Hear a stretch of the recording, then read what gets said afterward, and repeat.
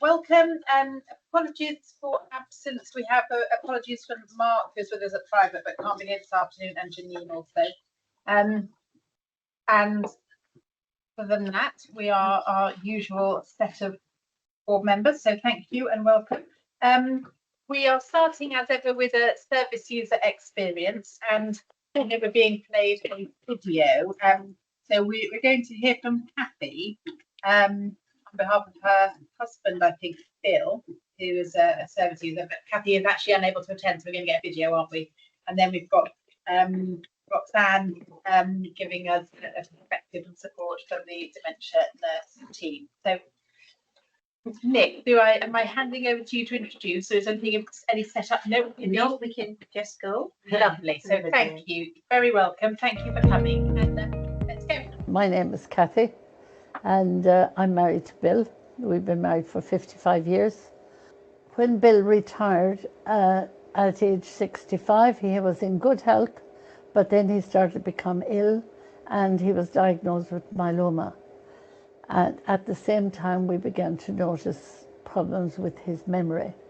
He was treated for myeloma and still continues to be treated for myeloma in the Sunflower Suite, and is very well looked after by the hematologist, Dr. Islam. His hematoma is in remission, and we just go there every 4 weeks. He was also diagnosed with skin cancer. That was his first experience with cancer. He was looked after at Guy's Hospital for 20 years, but then because of difficulty getting there, his treatment was moved to Queen's Hospital. Unfortunately, dermatology and Max Fax are two separate departments in Queen's Hospital, which didn't flow as well as it was in Guy's. When Bill was diagnosed with vascular dementia, he was diagnosed in a memory clinic. We didn't talk too much about it because Bill has family history of people with dementia, and I made the decision that we wouldn't really highlight that he has this diagnosis. He also has an enlarged prostate, which is a benign enlargement, but has caused him multitude of problems, unable to pee, unable to empty his bladder, so he lives with a long-term catheter. Because of his dementia, he pulls the catheter. He still doesn't quite understand how it works. He has pulled it, it caused trauma to himself, ended up in A&E on several occasions, has also actually cut the catheter at the tip of his penis and ended up that the catheter went into the bladder.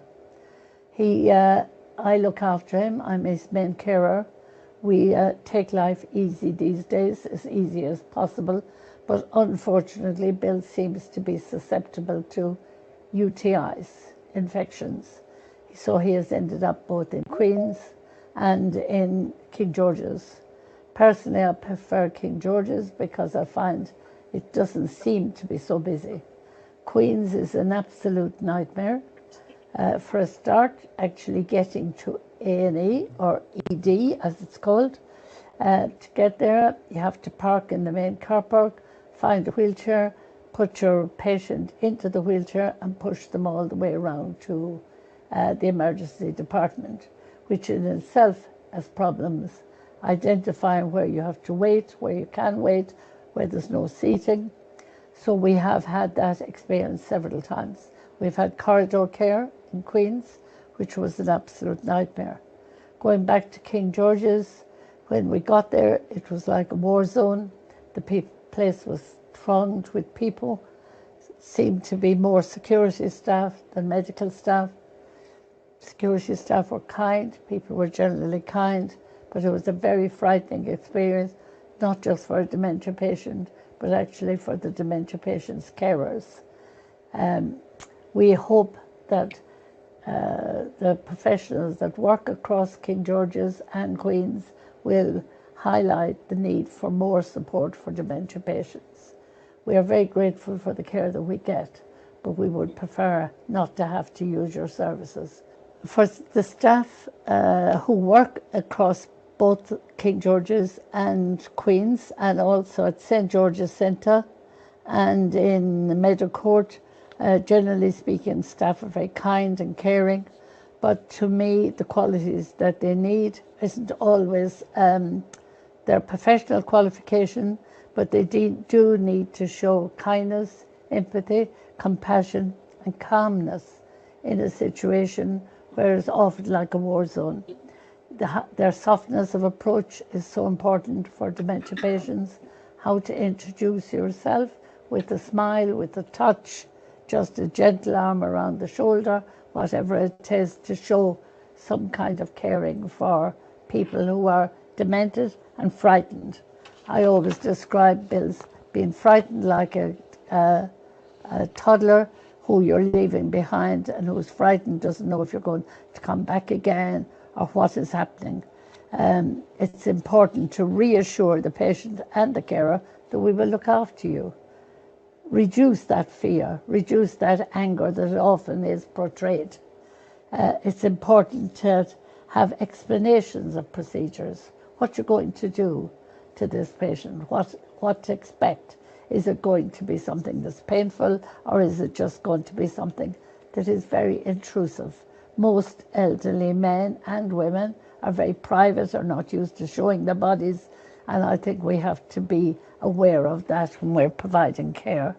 It's important that at the back of the patient's beds, that the dementia patient, their diagnosis highlighted by having that blue butterfly, but also that their name is up there, what they like to be called, and greeting them by that name, not forgetting the carer.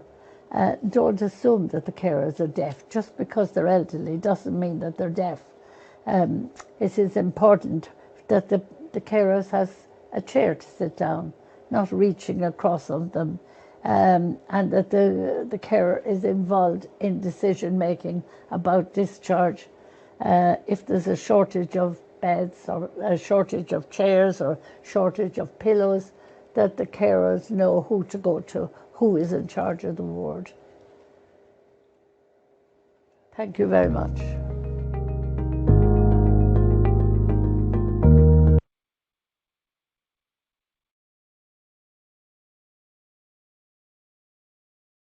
Thank you.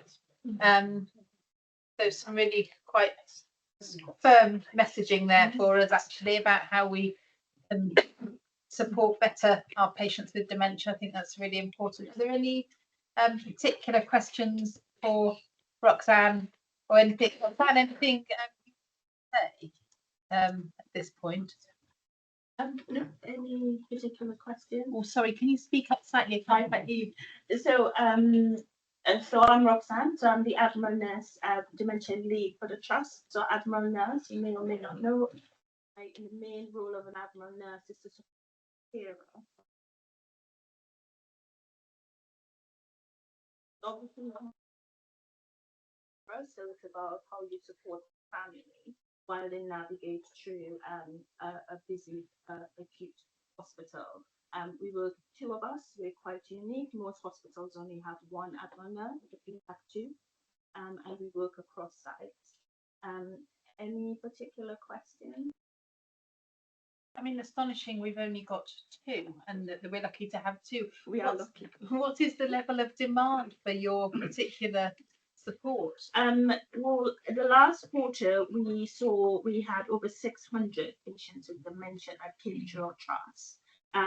The main part of our role, obviously, we have access to ED Live, so we know if a dementia patient is coming into the hospital or if they're here, because we have a flag system. So they're flagged on the system as dementia. We will go into ED, we will double check that they have the blue wristband, and that we've given an information leaflet to the carer. It's really important that carers know that we're here to support them. The trust does have carer support plan. We'll expect that to be, and we offer carers a vast amount of support. So that is parking. Once the carers are here with their loved ones, they're allowed to have food and drink. And if they have to stay overnight, we should be offering them a comfortable chair so that they can sit. So we have the policies and the practices in our system. And I think, obviously it's a busy area, and I think sometimes, as in Kathy's experience, I think sometimes it's how we do that in a little more streamlined way, how it is we see the carers, because there is a lot written that carers do still feel invisible. What we do find sometimes is, obviously, yes, you have to have a conversation with the patient, but the carer, for someone with dementia, the carer is the expert, because they have been doing that long before a diagnosis. You can take up to 2 years to get a dementia diagnosis. So that is the carer that's been doing the job 24/7. We do know it's a lot about unpaid carers, specifically with carers from dementia. So they are the experts. So it is about having a conversation with them. It is about asking them about the person, what is important to them, again, what they'd like to be called, as Kathy said there, any specific information that we would need to know about this person being in hospital. Thank you. So I have Mahbub and then Ruth, Marta, Hilary. Firstly, thank you for what you do, and the other colleagues as well. Because before you spoke, I raised my hand to make a point, and the point was the pretty obvious one that you mentioned, which is vulnerable people have vulnerable people as their carers and support, and it sort of creates additional risk, but it amplifies that vulnerability a lot more for us. And knowing that having good experience and good outcomes for the patient means that the person who's supporting them has information and knowledge, and knowing that when things are not going right, that they can contact someone and speak with them, etc. And stuff. I think what you've highlighted is really good. But what the chair's referred to is we've got two across a very large, busy trust. So it's how we take that kind of empathetic approach, and I know it does exist in the organisation, but to sort of embed it in the sort of day-to-day activities and support we give to patients, carers, and support, and their support workers in many cases. And I think that's a bit of a quality challenge there. So there's no question for you to respond to, except for probably say whether you disagree, but it's for us to try and take that as an action for the board to consider. Thank you. So take a few comments because I've had a load of hands went up. So Marta. Well, thank you very much for being here and for the patient story. One of the things that struck me was the reflection about our accident and emergency departments and understanding between like a wartime. And I'm just wondering whether in our sort of initial triage we have any sort of white space, or is space so much of a premium. We know how the size of our footprint for accident emergency care and urgent care is much smaller than the number of people coming through the door. But I'm just wondering whether or not we're able to do anything at the triage stage to provide a quieter environment for our patients with dementia and their carers. I mean, I think the flag system, which I talked about, is important, because once you see the flag on, you know this person has a confirmed diagnosis of dementia, and the staff do try to accommodate that and try and move them out of obviously we've got different areas. We've got Queen Priority Unit, we have SDEC, so we have different areas of which we can move the patient out of in as best as we can. But we do know that our EDs, especially for Queens, the environment, there's not a lot of windows, so it's very dark. So if a dementia patient is sundowning all the time, dementia patients get very distressed around sundowning, and the environment in itself it represents that. So they have no idea, they're very, very confused. So We do try to prioritize the person with patient with dementia and the carer. As I said, for us, we would meet them normally. We would give them information leaflets because we have access to Admiral nurses within our community. So each part of our borough, so Redbridge has got 2 Admiral nurses in the community, Havering has got 2, and Barking and Dagenham has just got 1. So we again will do carers assessment, and we can do referrals to the carers well once they've identified any problems, or so that they want us to kind of pass that on to community. So again, within the area, there is, I know it seems to be a little, but there is a lot in comparison to what's around in the country. Thank you. Ruth? I think for me, a big bit we're missing here is that you should probably not even come into A&E. Absolutely. We have a frailty unit, we have community treatment team, we have really poor provision in neurology for catheter passports that actually work. And we have really poor neurology services, I think, alongside primary care that stop repeated urinary tract infections associated with catheters. So using prophylactic antibiotics, for example. And I think the failing here is that they've had multiple admissions, and yet that hasn't then been transferred to the correct service to mean that they never should have even had any of those experiences. And as a hospital, I think we've therefore failed them because that should have been picked up when they came in. The other thing, I don't know if it's happening, and it worries me, is the UCPs are there also for caring. Yeah. And there is a new thing getting rolled out. It's just coming where carers are going to get to directly input. Yeah, what matters to them. Yeah. So we're pushing that next week, because next week is Dementia Act. Which is great. But I think it shouldn't rely just on you to have to do that. There needs to be a culture shift that anyone that comes in as a frailty patient has their UCP reviewed. It should not just be a primary care issue, because that frustrates me. And my new fun game is any of my patients that come out on discharge, I look at their UCP and I actually get to see if it was even reviewed in the hospital. And I'm now saying 8 times out of 10 at least it's not even looked at. So what's the point of this document if culturally we are not accessing it?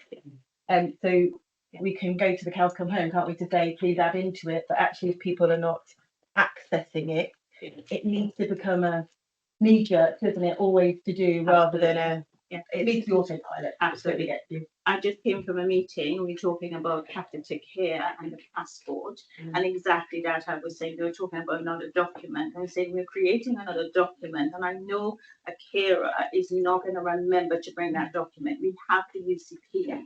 Why don't we connect it? There's not a document, write everything on there that's needed. And the people, well, we're not there yet. And I'm thinking, well, we have to get there. But unless we use it, we're not going to get there. And they've opened it up. It's a fantastic form of passing information on. I know it was initially set up for Coordinate My Care. So that was palliative care and end of life. And I think people are still in that mindset, but they've moved on so much from it. It's dementia. It's not even dementia, it's mental health, sickle cell. They're encouraging everyone to create your own universal care plan from your NHS app. So, we do have the infrastructure to how we use it. So we are definitely trying our best to push that with what matters to them instead of the this is me. So the information will be on the system from ED. So it'll be really important to know what is important to this patient. I normally always use this example. We had a dementia patient on the ward, and him and his wife used to call their pet names as Chicken. So he will call her Chicken and she will call him Chicken, and he keeps saying Chicken on the ward. And the staff is saying, I don't know why he's saying that. Does he want food? Does he want chicken to eat? But he was actually calling for his wife. Now, if that was written in the document, we would understand that that was important to him. So I think it's really important that we write these specific things down. That's really important to someone who's completely, we're okay in this environment for dementia patients, delirium patients, they're completely confused in this environment. There's no idea where they are. Right, thank you. Hilary, So my point was really on that actually, and I think between you and Ruth, you've answered it, which was it just occurred to me that, you know, the worst experience for Kathy and Bill seemed to be the environment. Therefore, why are they in that environment? And given the NHS 10-year plan and the shifts, etc. So thank you. No, it's slightly depressing that there's not a lot we can do about the busyness of the hospital other than not see patients like Bill when we don't have to. Certainly. Caroline. I think lots of been covered, but I was just reflecting on some of the challenges that they experienced and comparing, particularly in ED, and on the last full governance visit that I did, was going to ED, and they were using people from Project Search and volunteers to help with the environment. Is there any opportunity, or perhaps that you're already doing that, to help with some of those pastoral, some of those sort of ancillary elements? Yes, I mean, ED has got volunteers, so volunteers are in ED, and the idea is that they would walk around and sit with patients or even have conversations with the carers. So we're definitely doing that. So we are aware of empowering that is, and it is in place. But I think to emphasize, and I know we said it before, it is the majority of time our dementia patients come into hospital is because lots of things have been missed.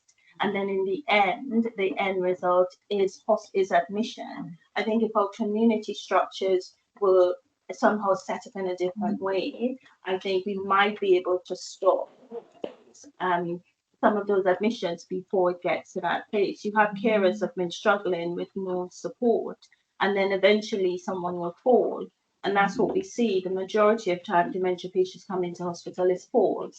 Falls, aspiration pneumonia, because their swelling have gone. So no one's picked up to support the carer to say, well, look, the swallowing is not as good and this is part of end stage dementia. They're still trying to feed because obviously we know food is important, so they're not aware. So there's lots of things that, you know, it was sometimes hospital in itself, we can't really, there's not much that we can do until we actually presented with the situation. And plus we have nursing homes. Lots of times nursing homes will send people into hospital and then decide, I'm sorry, I can't take this person back.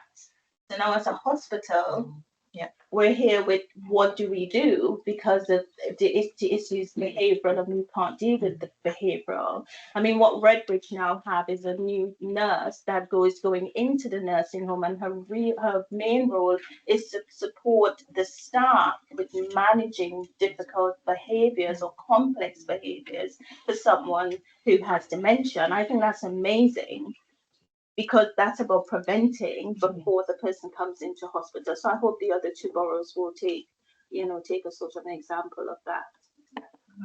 Thank you. Fiona. Thank you.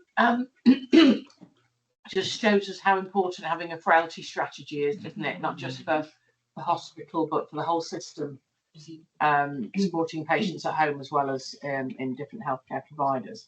I suppose I just wanted to ask a very quick question about whether you're using the Ageing Well unit, purpose built at St George's Hospital, with the aim of being a kind of integrated opportunity that's not hospital, can be better in terms of central provision than community services, and should be providing a bespoke, almost bespoke frailty service for anybody who needs their help. So have you encountered what is possible there, and how that's benefiting? Yeah, I mean, I think we are just about kind of working with that. So we're just looking at the structures and how we could implement that area within the overall care for someone with specifically with dementia. So it's very new. So we are having conversations to see how best we can use it. So yes. I think we should help you a bit with that. That would be some of us around this table that would like to make that nice. a bit easier for you. Thank you. Thank you. Kenny. Thank you. Actually, my first question was going to be related to what Fiona's just said, because the thought the thoughts I was having was, how do we connect up what Ruth has shared in a very helpful way with what you were describing, and I think as part of the frailty strategy piece at the system level. I'll mention workforce transformation for the last time. That will be part of it, including how we use St George's. And finally, I'd like to say I've known Roxanne probably from when she first started, and I just wanted to say thank you and the great progress you've made. And I can't tell you the number of students she's enthused and really brought along in terms of the placements, and she's done a lot of teaching, and it's really nice to see how the service is going, albeit that was an unfortunate piece, but I think extending that out. Compassion remains undimmed. Oh, no, despite very the number of passionate, years yeah, that you've very been- passionate. Yeah, Thank thank you. you. I can tell that it's wonderful. It's just one of the things It's a that bu- I'm thinking about as I listen to all this, is how much, Roxanne, you feel we are enabling, educating, helping all of our staff to be better at supporting our dementia patients. I'm thinking about, we've got it later on the agenda, but the learning disability and autism strategy, for example, and I attended the launch event for that. It's the same kind of approach, isn't it? Where just making sure all of our staff understand how to care appropriately for all the different types of patients. Because of course we should start in the first instance avoiding bringing people into hospital if we don't need to. But there are people who need to come in who will have the challenges that the dementia patients and others have. And I just wonder how much you feel more needs to be done, either in terms of having extending our strategies like learning disability and autism, or our training. I don't know if there's mandatory training that particularly focuses on dementia patients. Yes, there is mandatory training. I do all the induction. I also do preceptorship training as well. The new dementia training framework has just come out, 2026. They've updated it. It's really good. It's my bedside reading. It's amazing. No, it's really good, because what makes it good is that you can really look at before it was very sort of standardized. Now you can take what you want from it and apply it to whichever area, and it looks at outcomes, which it didn't do that before. So that's really amazing. And I'm just completing the training needs analysis for the trust. So we're looking at that and looking at how we sort of support the staff to it's about patient-centered care, but it's also about looking at care in a different way for someone with dementia. And unfortunately, if you've got a busy ward and you've got so much other things going on, but it's how do you stay sort of focused to give that individualized care? So we do recognize that the staff, they're actually doing their best, I think, but it's how do we help them to do that a little bit better? Thank you. I love the way you say we when it's actually you. I think what we need to invest in is a 3D printer to create new versions of Roxanne. We spoke earlier in the Power Board about things a charity could do. I have been fighting for this since I was here as a trainee. ED, in fact, it has not a few windows, it has no windows in most of its areas, is the worst place to put our dementia patients. And it just wouldn't take that much with the technology that we have to create a lighting system that mimics both weather and lighting. What a difference that could make for patients, that it mimics what is going outside. There's televisions now that literally will take what is outside and bring it in. It's hugely different. Like we talk about ITU delirium, and that comes from the lack of windows. That's for patients that haven't got dementia. The fact we're bringing in already frail patients that are really vulnerable and putting them in an environment that will make them worse is just an obscurity, doesn't it? And it then takes them, once they do go up onto ward, it takes them often 3-4 days, doesn't it, to start to work out orientation of where they are, what is going on. So we're delaying discharges the longer we keep them down there. It would just be such a good thing, I think, for the charity to support. It wouldn't be overly costly. Yeah, That's a really good idea. totally agree. And I think the other thing is the making sure that we think about the layouts, and I'm sure we have in our new ED design when we get to do our new builds, to make sure that we are allocating the natural light spaces within the new ED to support the patients who need it most.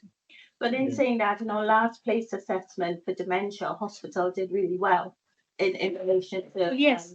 And I have to say, I've been to others that are significantly worse. So I know we don't have natural light, but we do have quite bright lighting. And it doesn't quite feel like a field hospital as some places do. So that is better than it might be. Listen, Roxanne, thank Okay, you. thank you very Really much. appreciate it. And thank you for what you do. Thank you. And do let us know if you think any of us can help and support in terms of ideas and initiatives going forward, because it's a really worthy area of work. So thank you. Thank you very much. Thank you.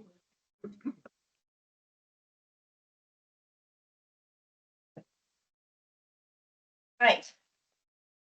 Always very sobering to hear the best experience, but lots of learning. Great. Okay. So moving back to our agenda, any declarations of interest for anything on the agenda today? Nope. Good. Thank you. We have the minutes from our previous meeting, which was the 5th of March. Any comments, amendments that we need to pick up there? Excellent minutes. Excellent minutes. Good. Yes, they are indeed. So thank you. And so we will approve those. Thank you very much. Matters arising. We don't have anything identified. Does anyone want to raise anything? And I don't think we've got any open issues on our action tracker either at the minute. So just a bit of an update from me in terms of what's going on or where I've been going over the last couple of months. So the most recent thing, Matthew and I were both there. We had the London Chairs and CEOs NHSE Roadshow, which is Jim and Penny and others, and Elizabeth Amani and so on, going around the country to each of the regions, saying sort of thank you and well done for the year end, and exposing those who haven't quite delivered financially. And we featured, but they corrected, they apologised for incorrectly stating some of our figures, but anyway, the overall message was thank you. And then there was a little bit of focus on the sort of what next and the priorities for this year. So from Elizabeth Amani's perspective, the main thing that I pulled out from what she said was talking about unwarranted variation, and a desire to remove unwarranted variation on the basis that it is very often a driver of harm, certainly brings inequalities, and it's also a great source of inefficiency and waste. So that's a sort of overarching ask that we all focus on that. And then in terms of the specific priorities, they had kind of 8 from Jim, let's see, 8 priorities for the year, 4 very much aimed at providers and 4 kind of what from the centre they ought to be focusing on to support everything. So they were in very broad terms: outpatient transformation, reducing the number of bed days, improving access to urgent care, and tech-enabled productivity. So thinking about AI, digital tools, and so on to help with flow and efficiency. And then from the sort of centre, what they will be focusing on to support all of this is one digital front door, looking at payment reform, bringing quality back to the heart of everything, and people workforce. So that kind of set the tone. I mean, nothing really startling. For those of us who also think about the world of mental health, it was very hard to see where it featured in the priority list. So I think it points to the ongoing lack of focus on mental health, and given the pressures we have, it's not great to see that area still not getting much attention, and it doesn't bode well for the support we know we want to see in relation to mental health.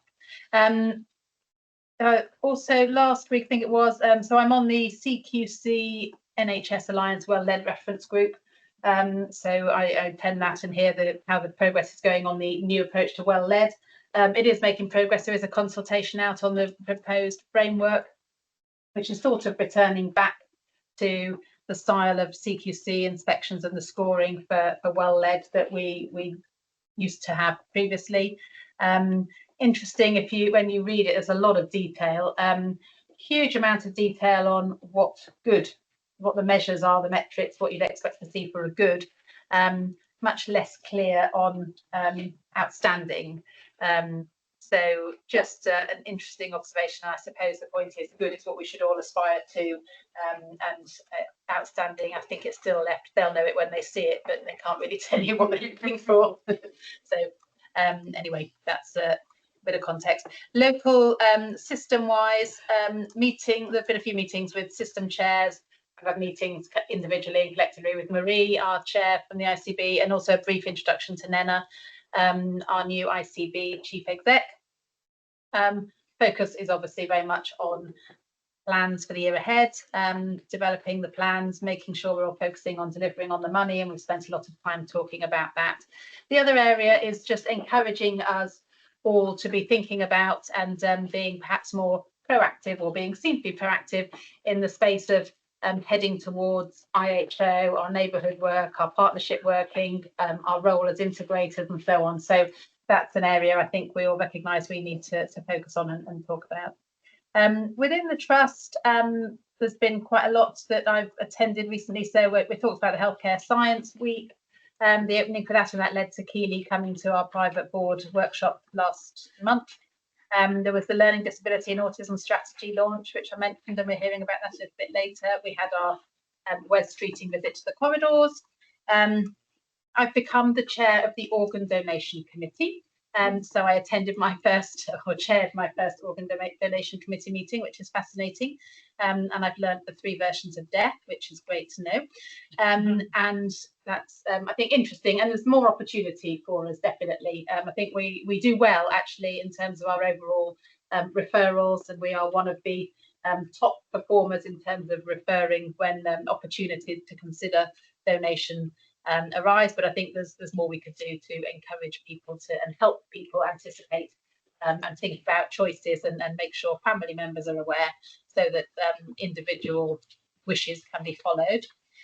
Caught up with the Finsbury Cup Guardian, had a session with our matrons again and our volunteers, and attended, well, Leslie and I both, we had a session with the EDI team and staff networks, and I think there's more work going on there in terms of rethinking our approach to our staff networks to make sure they remain sort of current and fit for purpose.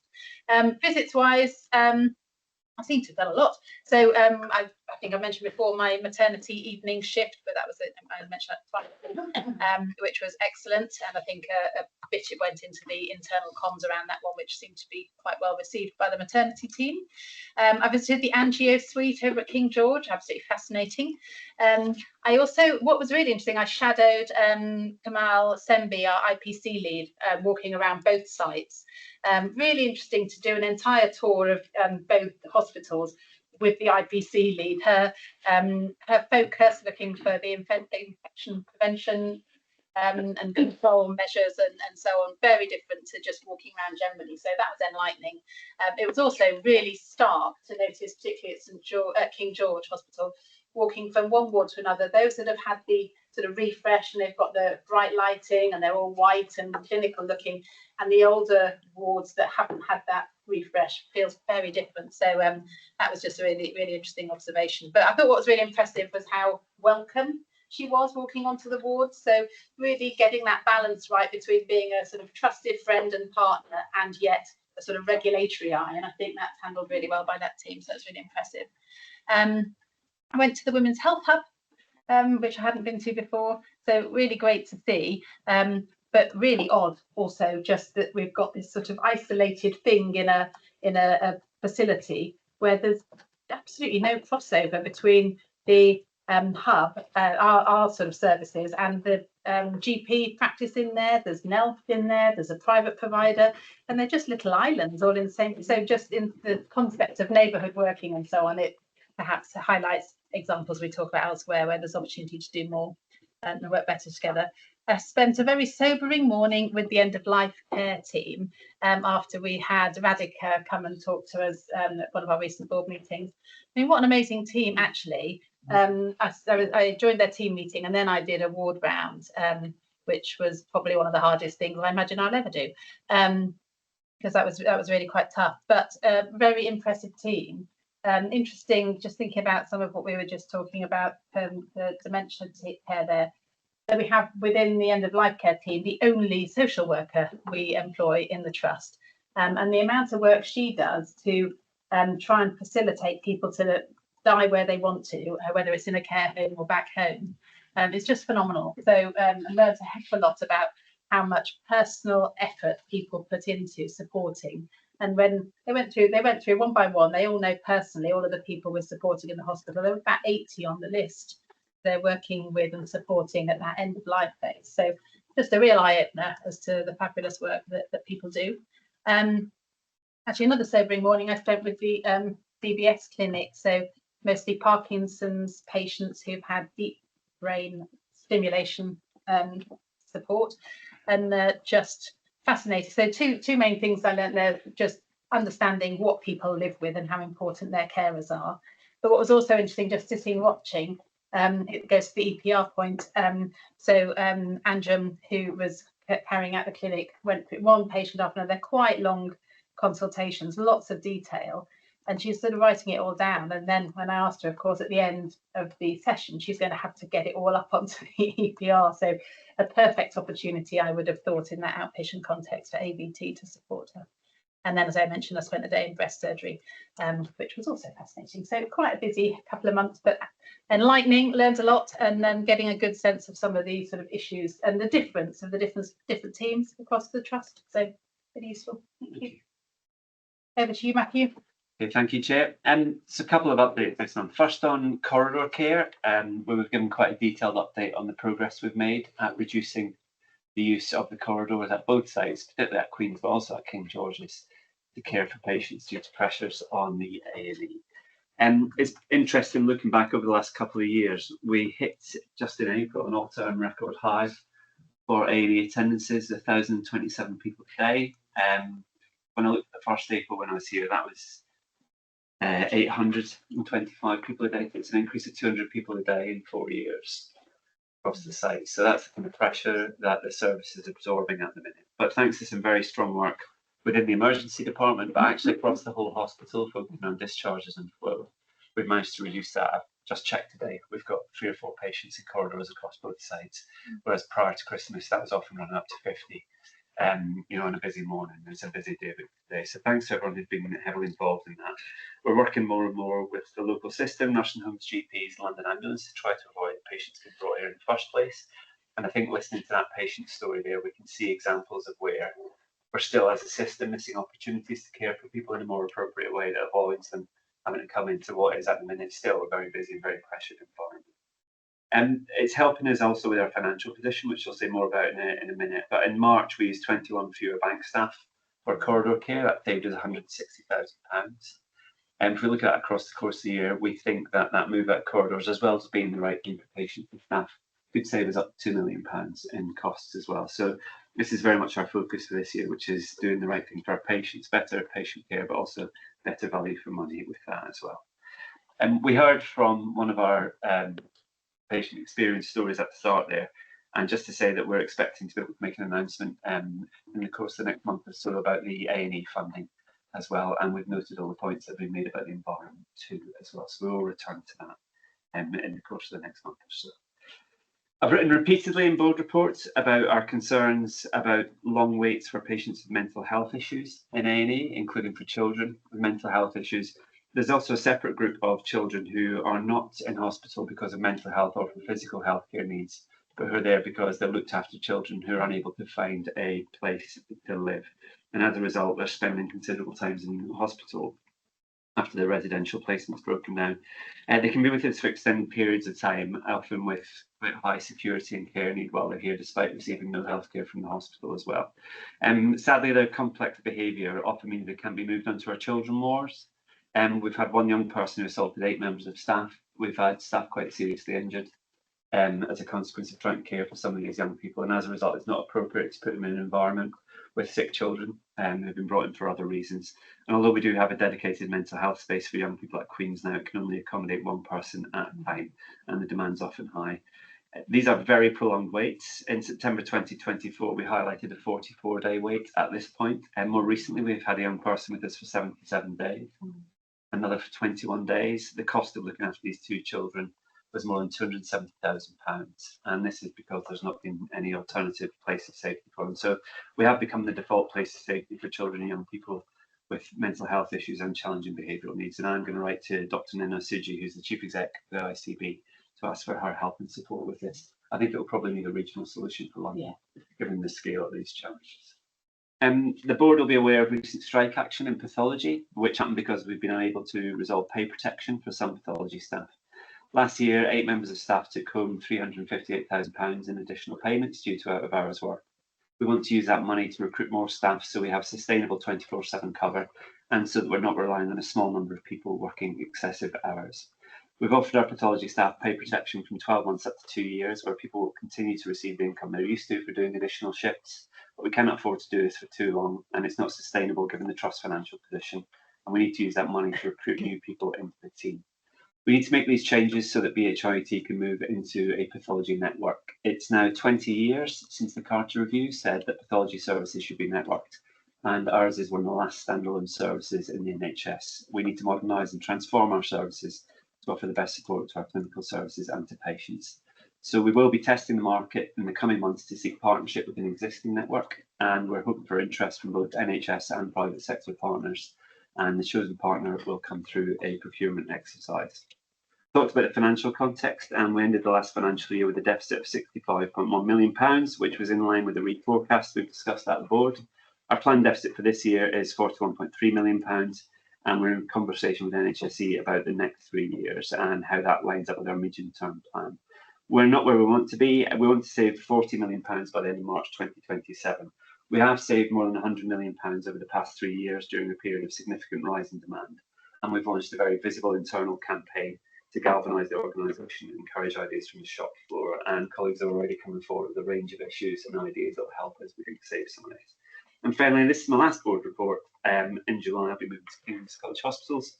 FT, I've been BHRET's longest serving chief executive, and have had a fantastic time working here with some brilliant colleagues. I'm very happy to be leaving the organisation in Fiona's hands as interim chief executive. But thank you to everyone, and thank you to this board for the support you've given me over the last 5 years. Thank you. Thank you indeed. Any questions from you? Yes, Leslie and then Marta. It's just reinforcing the points that you make in here about, particularly about children and young people, and about care experience young people. And it is a regional issue. It won't be solved at a sub-regional level because of the way in which young people move and are placed across London. They're not necessarily from within our ICB area, so it can't be solved at the level. But if you need any help in identifying government level, who are the key people from London-wide level you need to be speaking to, then just Yes. Thanks, Leslie. And we've talked about this on numerous occasions. So just by way of update, we've done a full assessment of the kinds of care we've been giving these children since 2019. Last year, a huge spike in attendances was up to 299 in a year, from 80 the year before. So just to give a bit of context, this is not just a long-standing historical issue with no solutions, but is actually becoming a bigger issue, mainly because of geography and where we sit. And so not for now, but the Trust has done a full and thorough audit of everything that we are doing in the presentations. We will be providing a data-rich report to the local, to the ICB, local authorities and the regional team, and be grateful for your help, actually, Leslie, and if we could proofread the report before we send it in, just to make sure that we've picked up all of the important points before we present it. and I can point you in who needs to send it to at a London-wide level. Right. Thank you. Thanks a lot. Marta? Matthew, thank you very much for your last report. Just wanted to pick up one particular item, which is the pathology issue. Absolutely support the direction of travel and the comment you made about going out to procurement and process. But I don't know if you're in a position to actually say what's going to happen to actually try and close up this industrial dispute. So there's negotiations ongoing about that, Marta, so there's nothing more I can add at this point other than to say we'll keep the board updated on that. Okay. Thank you. Caroline? Martin's just asked the question. Abib? Mine's a really tough question for Matthew. So Matthew, have you enjoyed working here? We've certainly had it's been a real privilege, and it's been fantastic having you here through that journey just after the pandemic when you came. Remember those days? Yeah. and you know, wish you really every success at King's. And it's going to be a huge challenge, but we're watching you. Yeah, but don't forget us as well. Thank you. Yeah, and I think this is the longest I've ever been in one role actually, and I've really enjoyed my time here. It's not always been easy, but it's the quality of the people that I've worked with that have kept me here, and also the sense of commitment that you feel from our staff and also our local population as well, and the value that they place on our hospitals and what we do here. So it's been an absolute privilege actually. And, I'm sad to be leaving the people, and I miss you all. Thank you. Even you Right. Sorry, just to say I have my I'm sorry. hand up. No, Sorry, no. online. I'm sorry. We only take questions from members of the public at the end of the meeting. It's only board members who will contribute during the meeting. So we'll come to you at the end if you've got questions. Thank you very much. Right. Moving on, Hilary, you're going to take us through the quality assurance. Thank you. So I think a couple of the items come up as in other papers, both maternity and PSERF, so I won't go into them at the moment. And I think the overarching message is we are on a journey with governance. This has come up through a couple of things, and will come up the next pack at the end of the month. So, for example, cancer care, there's significant assurance, but we did identify that we wanted to look in greater detail at equity and inclusion. In fact, we have now had a report with more detail, which we'll take to the next Quality Assurance Committee. I think the other sort of aspects are, I don't know if Nick or Andrew want to add anything, but maternity is clearly an area, but we've got a whole paper on that. And likewise PSERF, and particularly in relation to coronial processes. The other theme you'll see emerging is slowing down in the time that we're able to spend dealing with complaints or backlogs on learning responses, etc., which I think is all in some respects an issue of capacity, that where we've had jobs held open or we haven't been able to appoint people, we just haven't had the same capacity to be as timely in response to governance issues. I think that's something we need to keep an eye on, and it's why the EQIA process is so important. The reduced medical staff attendance, item 343, due to competing clinical workloads and job planning constraints. And that's something that I know is high on Andrew's agenda in terms of something to reinvigorate and see how we can improve on it. But nothing else I wanted to raise. Thank you. So we're going to come on to some of the individual papers. Anything at this high level anyone wants to raise? Any questions at this point? Okay. Actually, just one additional comment relating to the completion of these governance reports. It also relates to the fact that because of the way in which we're managing down our expenditure, our governance staff actually have to support within the clinical environment. So that means that their work on governance issues on completing these reports is being delayed. Okay. Yeah, thank you. Point. Right. So should we move on? Catherine, welcome back.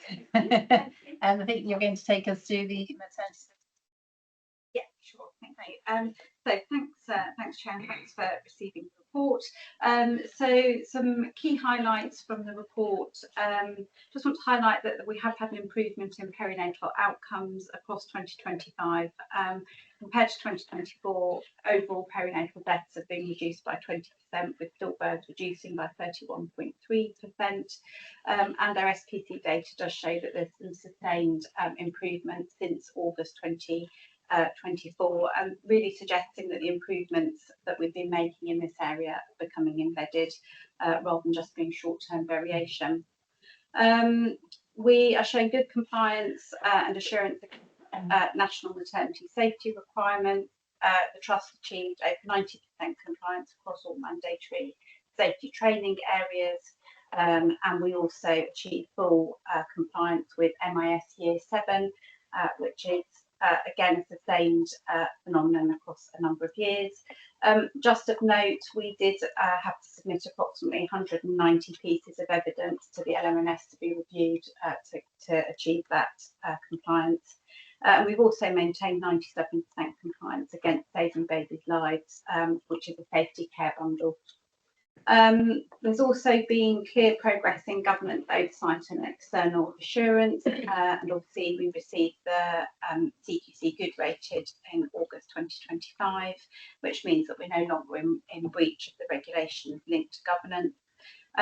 We're having regular safety champion meetings, really strengthened our PSERV oversight, and really good continued engagement with our MNVP, which is allowing us to have really well supported ongoing quality improvements, which is hopefully focused on things that matter to the service users, as well as the safety agenda identified by the staff. We do have some ongoing key challenges in the maternity service.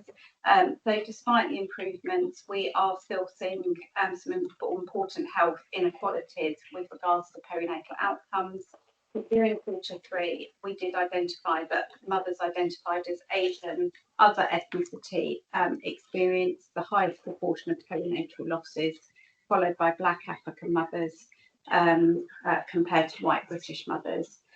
We are continuing to undertake thematic reviews to identify any maternal demographics and health inequalities, and it continues to be an area of targeted focus for our work. The report also highlights quite a few significant operational pressures within the service. These include pressure on maternity theatre capacity, and amongst the increasing caesarean section activity, with concerns that this could be leading to delays in emergency and elective procedures. We have been standing up additional twilight theatre sessions and weekend lists to try and mitigate this, and have introduced a new scoring system to try and maintain safe clinical prioritisation. The other main risk for us and challenge is around the digital and infrastructure, and it does remain a major concern for the service. We've got ongoing issues with both the interconnectivity and also the infrastructure for our current digital systems, which means that we are operating in a sort of fragmented and hybrid digital environment. So we're standing up a sort of senior strategic oversight group to try and make sure that we are addressing that issue. So that's what I would like to highlight from the report. Happy to take any questions. Thank you. Yes, so Leslie and then Caroline. Hi. Two questions.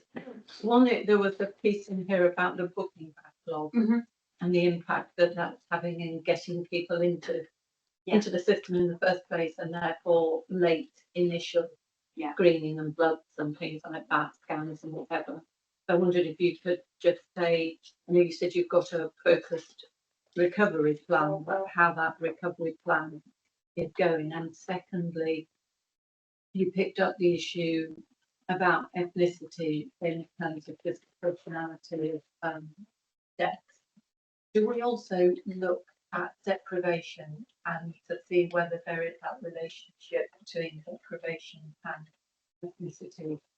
To break it down by IMD as well.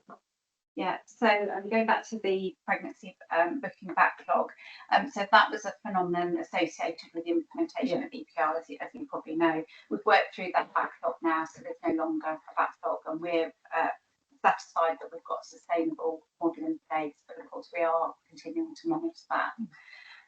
We have undertaken harm reviews for anybody where there was a significant delay. We've not identified any harm as a result of that. With regards to instances of deprivation, that is plays into our thematic reviews that we are undertaking, and it was actually as a result of some of that work that we implemented the enhanced continuity of care teams in certain postcodes. So yes, that does feature in the thematic reviews. It would be useful when you do the equality data in these to see the deprivation, see how they Caroline and then Hillary. Thank you. It's kind of sort of building on what Leslie was saying there. I was interested with the qualities data there and the outcome variations due to ethnicity, but clearly deprivation's a major element as well. Could you say a bit about, as part of your reviews, I mean, no doubt you're working with other bits of the system. How's that working? Because clearly you're picking up things as well at a point where a lot of damage has already happened. So if you could say something around that. So we're actively outreaching into some of the new neighbourhood networks, which you'll know are just being sort of stood up at the moment, and trying to understand how we can work, for example, in relation to public health initiatives, and the work that's currently ongoing with regards to strategic commissioning is based on the demand and capacity modelling, which I know this board has received previously.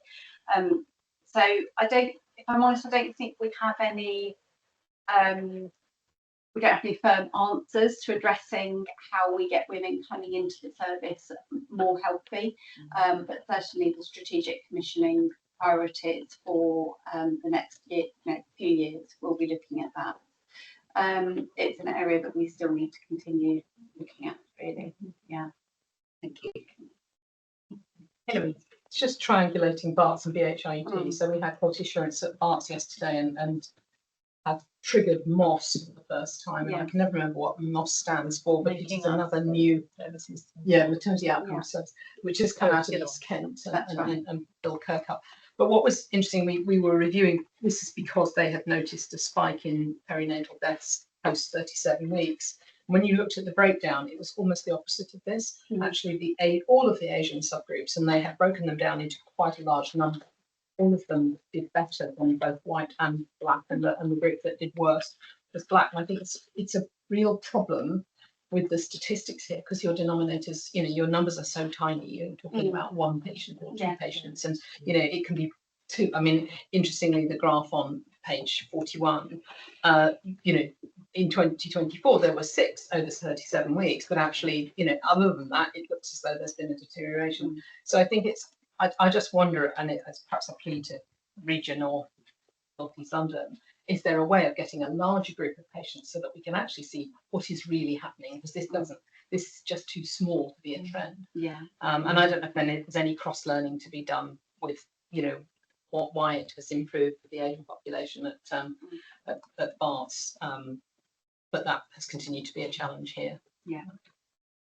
That's helpful, actually. Thank you. Ruth? I think, as a carry on from that, I think there's a wider piece about sometimes it's easy to focus on ethnicity, but actually forget deprivation. And actually deprivation, we know, is a bigger indicator than the ethnicity. And we have got that data more to use, so why are we not using that? You can be white Caucasian but incredibly deprived, you can be Asian and be quite the opposite, and quite what does that mean? I think the question about healthy women coming into service is really, really important. And we were talking earlier about the community services are inadequate for lots of reasons, and some of that is not about will not being there, some of that is around our training schemes but I can't tell you why. It's really hard to get subspecialised in women's services. To just even fit a coil is really difficult. I think there is one positive in that there is huge investment in long-term conditions in North East London, which we are now levelling up. So whereas the inner borough has got incredible amounts of funding and have done for many, many years, and VHR fell foul of being an outer borough was the only reason, despite our deprivation factors being high, that's now all being levelled up. So we've gone from about 1.3 million funding in Havering to over 5.5 million funding. So that's a huge step up for us. The targets are also much, much harder to reach, which is how it should be, because work should follow, or funding should follow work. But I hope that will also mean that we actively go and identify people younger, because we know that we're missing younger diagnoses, particularly around diabetes and particularly in some of our ethnicities. So if we could do more screening, pick them up, control them better, I mean, diabetes is one of our biggest maternal factors, then hopefully they'll go into pregnancies at a better starting point, whereas we know at the moment they're coming in at a disaster point, and then you're on the back foot from the beginning trying to manage them during a pregnancy, which is not the time to try and manage someone's diabetes long term. So hopefully we will see, I don't think it's going to be a quick change, but over the next 3 to 5 years, that community will also help a lot of the process that you have to deal with. Abib. Thank you. And just commenting on that, and in places like Tower Hamlets, Hackney and Newham, they've got real embedded neighbourhood working on the early intervention prevention agenda, and particularly with mothers. And their public health spend is 3 or 4 times per capita higher than ours, so they can afford these sort of things, isn't it? So if you look on the district line, you get on that Westminster, you get off at Dagenham, along the district line, the amount per spend per capita drops massively for each stop. So by the time you get to Barking and Dagenham, it's pennies relatively compared to other places on that. And the other thing that they do, which I've seen through, the colleague showed me, their use of data, which overlays ethnicity with household income, with the tenure of housing, etc., other data around crime and social behaviour and household income, then gives them a much more richness in being able to target their programmes on early intervention. So I think whilst, and generally, I mean, Leslie has got might have a view on this, but our South Asian communities, which are predominantly in Redbridge, are more affluent, more educated than the East London cohort overall, and they've got better quality housing generally as well on there. So ours wouldn't feature high up in terms of inequalities in this area. What is a concern, I think Matthew and I discussed this about a year or so, are the Eastern European communities that are coming into our patch. And they, first of all, their trust of public services is very low, because they come from communities where health was seen as part of the state, and the state was seen as part of a almost sort of secretive approach. And there was the state also interfered in their lives in a way that they weren't happy with. So they have that issue with the health service here. But there was some data that we looked at which showed that with Romanian women, their percentage of them with an STD during pregnancy was something like 6 times the average. So my thoughts would be, well, let's look at this. Let's try and replicate the data that now that we've got EPR on its way, that other places have, and try and use that for more targeted approach with partners. Thank you. Catherine, thank you. Huge amount of work goes into this always, and great to see the continued achievement of the requirements in terms of the CNST. So really good to see that, despite all the pressures that we know you're under as a team. So thank you. Thank you very much. Brilliant. Thank you. So we're on to the nursing and midwifery safe staffing. Nick, you taking us through that? Yeah, absolutely. Thanks, Chair. This is the statutory 6-month report around safer staffing. It's here to provide the board with assurance that our staffing is safe. The document reports, the triangulation methods we use to ensure that we have got adequate staffing. And I think the paper clearly demonstrates that, we have got safe staffing levels. I'm just going to flag a couple of things just to say that this is based on September data. So you'll remember at the board, we talked about it previously, that we have realigned our rosters from the 1st of December. So it'll be interesting to see what the next paper looks like. And then one of the things I was going to mention is the next 6-monthly review will come a bit earlier, because this is quite late to be coming to provide board assurance. So we just need to align with our internal committees and QAC and the board date, just as we bring it more time to get a level of assurance that's required. Just some further changes that we've made and hope are going to be reflected in the budget. Is the change to the headroom for maternity, ED and ITU, because we know the training requirements are greater, so we're moving that up. to account for that, which should help align the kind of temporary spend as well. And that was just the key thing I was going to just mention around, and happy to take any questions. Thank you. I just had one small question. It caught my eye. So it's at 3.3. It's talking about the fill rates. It's on page 60. And at the top there saying how the NICU not filling all the planned shifts when they're not required, which just made me wonder. So obviously we have a view that we need, and we should have a level 3 NICU. And I don't think it doesn't go to the fact that it wouldn't be a need, but in terms of staffing and supporting that, would the same staff that we would have on our NICU also be the staff who would support a level 3 service if we had it? And is there an efficiency apart from the patient outcomes, which we know would be better, from a sort of safe staffing and efficiency? Would that work, or are we potentially going to have an additional service that would not always, have variable requirements? It would have additional requirements in terms of training to look after kind of a level 3 type baby in a neonatal unit. So some of that would just be training and upskilling to be able to do it.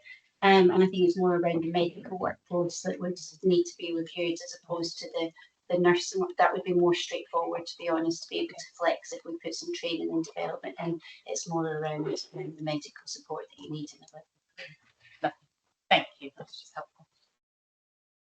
Okay, so if there are no further questions on that one, we are on to, I think it's you, Andrew, with the learning from death. Yeah, so this is our Q3 report, statutory report between regularly. Our mortality data remains in a good position, shown on the graphs. Both the hospital standard mortality ratio and the SHIMI data is where it should be, with no sign of problem. There's then a series of alerts that we get, which are sort of automatic alerts based on coded diagnoses, and then these lead to deep dives. I'm not a huge fan of them, but it's something we have to do. It often picks out things that don't make much sense. So, for instance, one of the deep dives that's just been completed is looking at complications related to devices, but the device is a whole mix, real hodgepodge of different devices. So it includes things like hips, stents, and various other implants that don't necessarily even come under the same group of clinicians who are looking after them. But we've looked and we haven't found anything overly worrying. And then there's a series of new deep dives that are taking place. It takes up a lot of time, but it's something we have to do. Generally, I don't think there's anything that comes out that we're overly worried about.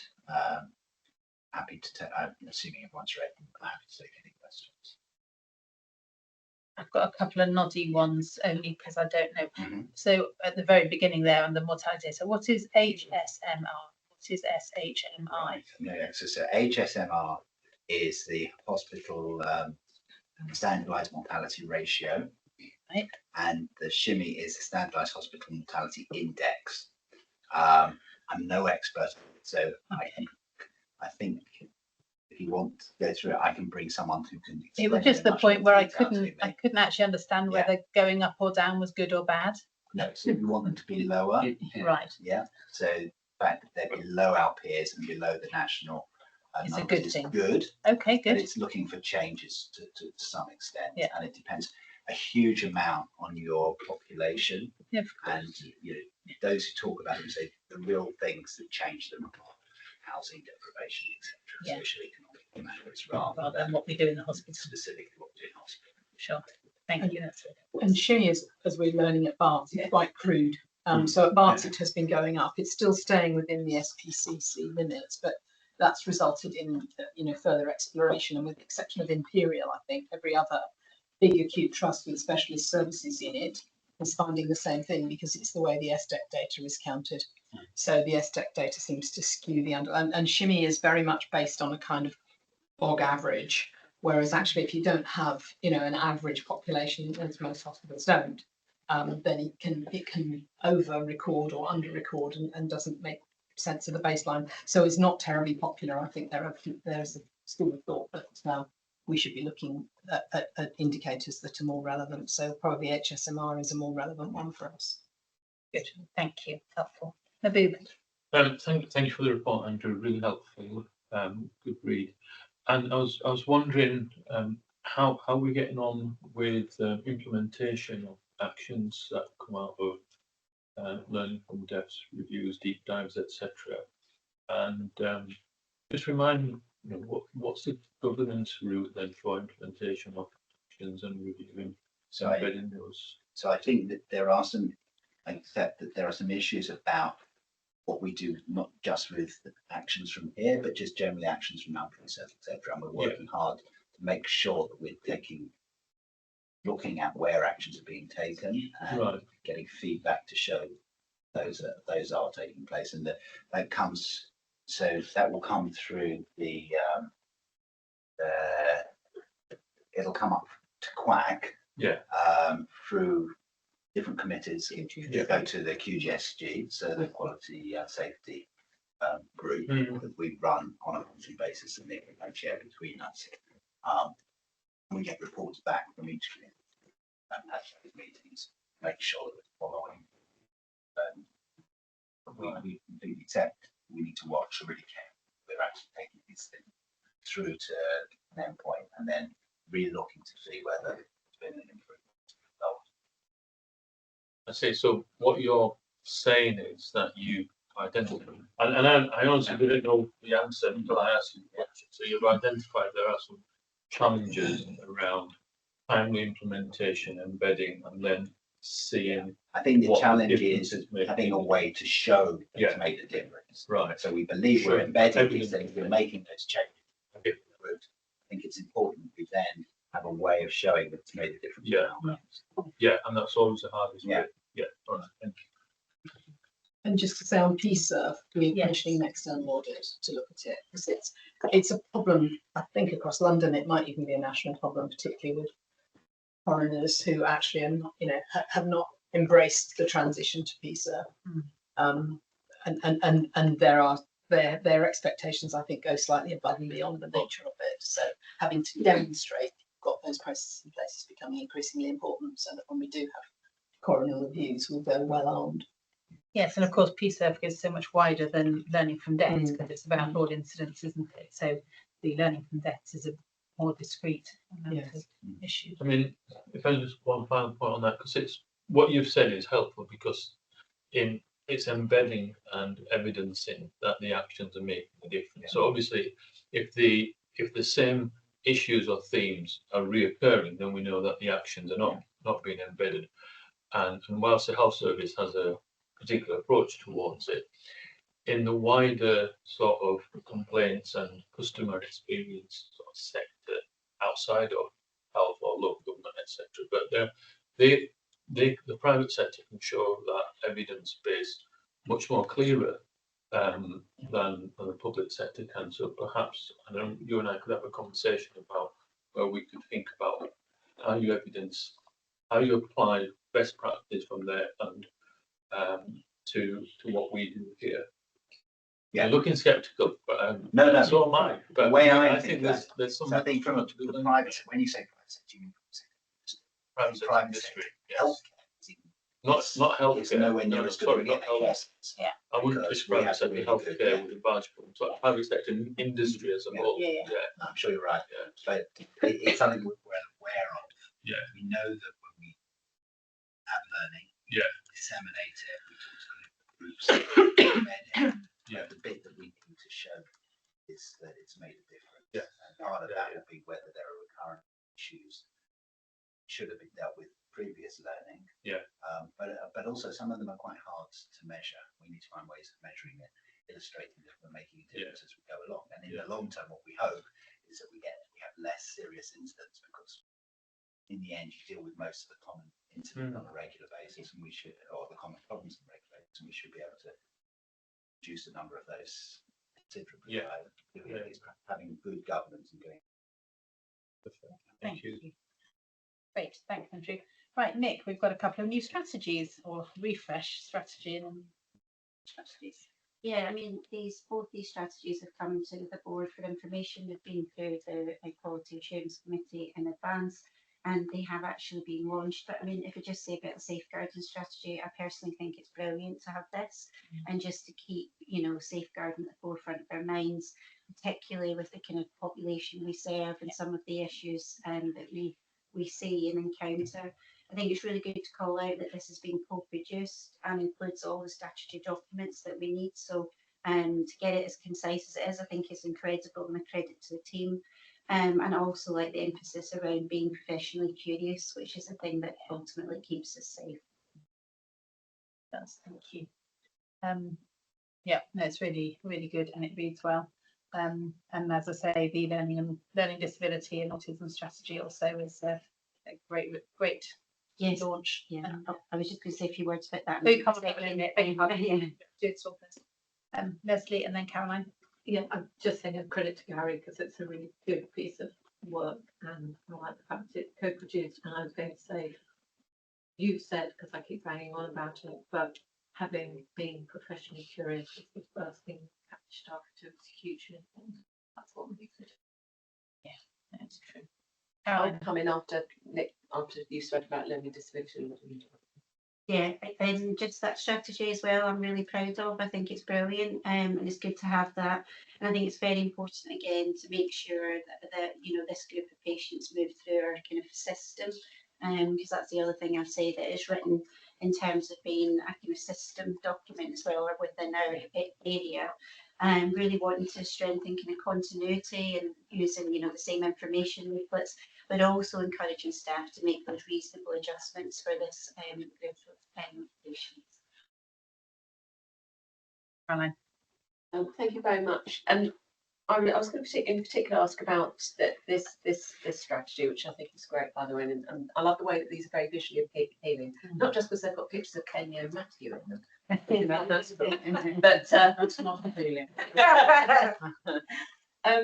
Learning disability and autism is a field where the thinking moves on is really rapidly. The numbers are changing and stuff like that very, very quickly.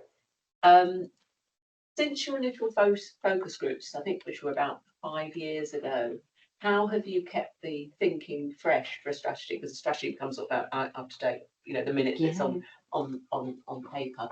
How have you kept it live with all of those changes going on? Yeah, so in line with developing this strategy, we also did some further focus groups again. So we kind of repeated that process.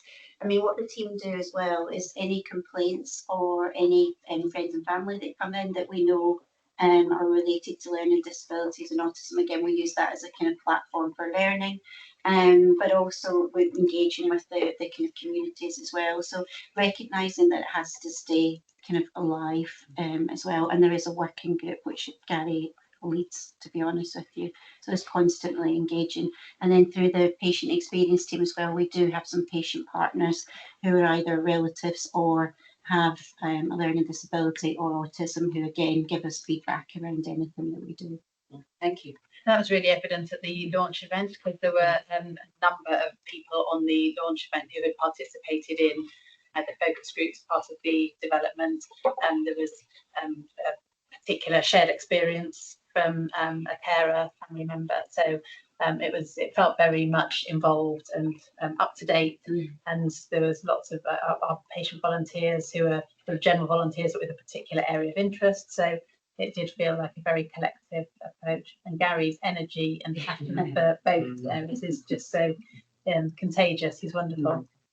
Yeah, I think Gary and Daniela are a real credit, because if we ever have a case where we're worried, they are so caring about it. They're so bought into it, support us in investigating it in a way that we couldn't want to be any better. You're right. And one of the things we did talk about was the crossover in the thinking to how we support our staff as well, because obviously reasonable adjustments and trying to take an approach of developing anything that doesn't subsequently require a reasonable adjustment, because we do it in a way that's going to work better for everyone, is translates quite well into EDI and workforce approaches, doesn't it? Ruth, is that a hand up, or is your Just pen hanging in the air? That's fine. Brilliant. Okay, Thank you. Thanks, Nick, for taking us through this. Right, I'm still with you because we're on the integrated quality and safety report. That's right. So I just want to follow. I mean, I think it's good fair to say that although we're still non-compliant with duty of candour, the work that we're putting in place has shown an improvement. So I'm very pleased to see that, and hopefully that work will continue to improve. There's also been improvement in our medicine incidents, which is also very good, and shows that the task and finish group, I think, that's been set up is effective, and we're beginning to see those changes. We've talked a little bit about it earlier, although PALS compliance is on target. They have been particularly challenged due to ongoing issues with outpatients, and we've had to put some temporary staff in to provide some support. But hopefully working closely with Niall and other colleagues, we'll start to see that improve as well. So keeping a watchful eye. We've mentioned it already that we're going to do an external audit around our PSERF processes, which again I think will demonstrate where we are learning from those, to pick up on Mahboob's point, or where there's further areas that we need to develop. There is a concern around the timeliness of completion of some of the after action reviews and PSERF investigations, particularly around ED and emergency medicine. Andrew and I are well cited on this and have set up a meeting both with the clinical group and the corporate quality and risk team, and we will have an action plan, improvement plan in place that we will bring to QUAC, so that it can be closely monitored, and we'll hopefully see improvement in coming months. Hilary talked about it already, but we are seeing a dip in our compliance in relation to clinical audit, and that's due to vacancy freeze at the moment within that team. So just having an impact, and it's mentioned in the paper. Great, thank you. Good to see. Yes, Leslie. Just on duty of candour, this was sort of cross-referencing quite far, that sometimes we may hit the deadlines, but do we dip check or quality check actually what goes out? Because one thing that infuriates me when I look at this data file is the number of people who forget to include the leaflet. And I just think, God's sake, sticking in. You've written the letter and you've not actually put the leaflet in that tells people what to do next. So are we quality checking that not only are people sending the letter out, but the letter is empathetic and written well and includes everything that it needs to include within it, including what you do next? Yeah, that's part, Leslie, of the task and finish group as well. It's not just improving the kind of compliance rate, but it's looking at the quality. Because you are right, we did have, some areas where quality could be improved, and Kerry and her team have been doing those checking challenges over the quality of them. So I feel quite assured that we have improved, not just in really compliance. important in terms of Absolutely, yeah. It's not just you got it on time, it's for us, you got it on time. You don't feel any better. Yeah, absolutely. Thank you. So Ruth, Mahboob, and then Marta. Ruth.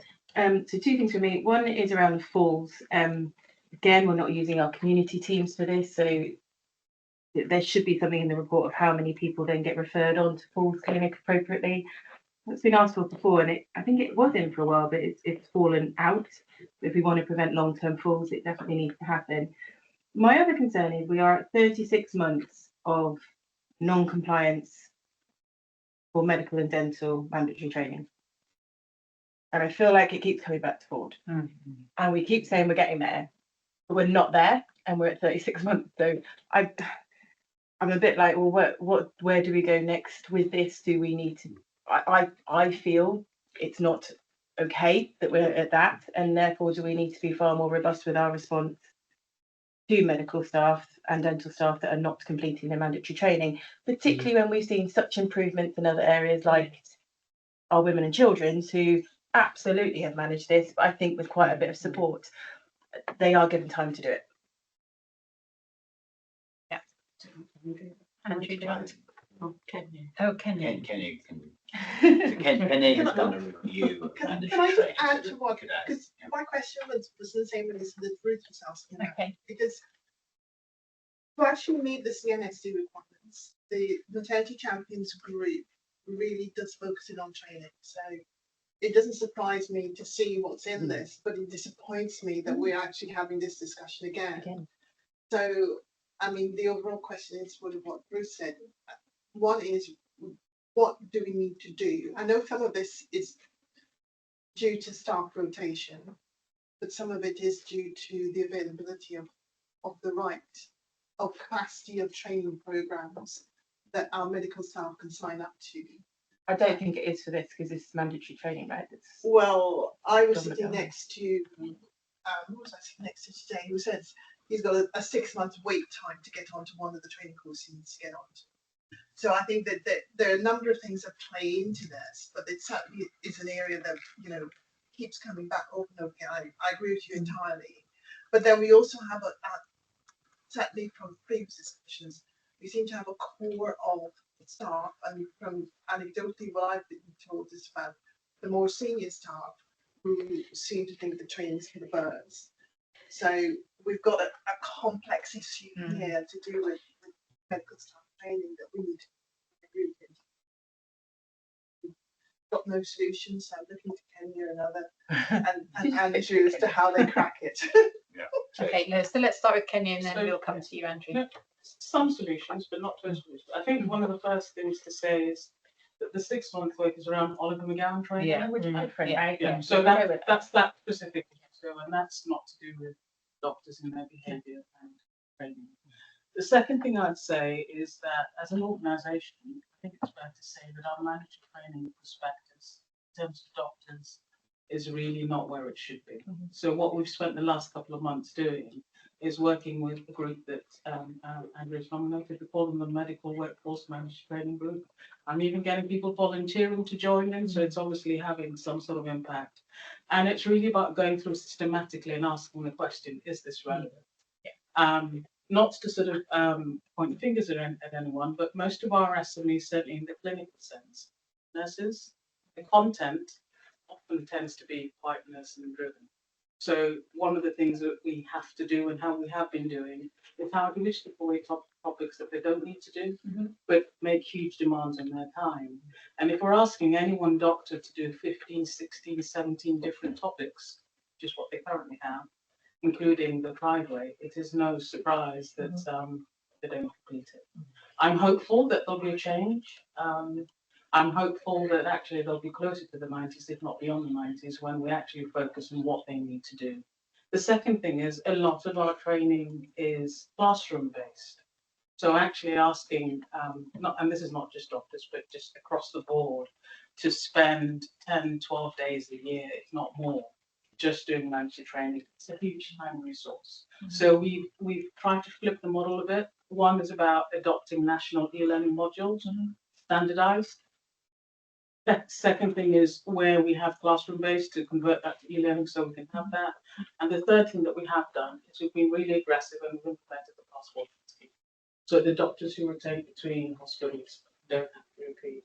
That's worked really well. And of the 650 odd doctors, none of them have had to repeat their training. And we reckon that on average, we've saved about 12 to 15 hours of time per doctor repeating mandatory training. I'm not saying it's all perfect, and that really is for doctors in training that rotate. We've got a specific piece of work now to do with our consulting colleagues. But I think they'll be pleased to know that they can do their e-learning and skip along and wait until the Oliver McGowan training comes away. The part of the behaviour change actually is listening to them and responding to their demands. Up until now, we've just asked them to get on and do it because the organisation has determined that we need to. So I'm not making excuses and just saying sometimes we need to understand why. I think that's a lot of assurance that obviously this hadn't shown. So just from a timeline point of view, because I think this is something that has to come back to board. It's coming back to QAC first. Right, so what timeline would we, because if you're doing the changes in what's actually truly mandatory, what timeline would we then expect that to improve to? So I'm hoping that by the next time we come to QAC, I don't know, I can't remember when the next meeting is. First of all, I'll be able to say 28th of this month. Okay, that might be a bit too soon. But what I will be able to say is that you should probably strip out double-digit hours out of their mandatory training requirement. That's the first thing. The second thing I'll be able to say is we will have gone through most of the role-specific work, and that Andrew has very helpfully, so his colleague, so Fahad, who's sitting next to you, volunteered to represent the medicine clinical group. We've got reps from surgery, actually we've got 2 reps in surgery, we've got reps from acute medicine as well. And that's about inviting them to both review the content and to then go back and persuade their colleagues that actually this is a public thing. No mandatory training, no study leave, no mandatory training, no anything else that remotely makes you look like a hero in the hospital. We've had permission to do that. So we're also going to make some structural fixes to address that. Good. Thank you. Not much to add because Kenya's covered it really well. I mean, they all have to have 100% covered because they have their appraisals. Yeah. You get your appraisal signed off. So it's just trying to keep them on 100% the whole year round. It's more of a challenge because they know they're going to have to do it.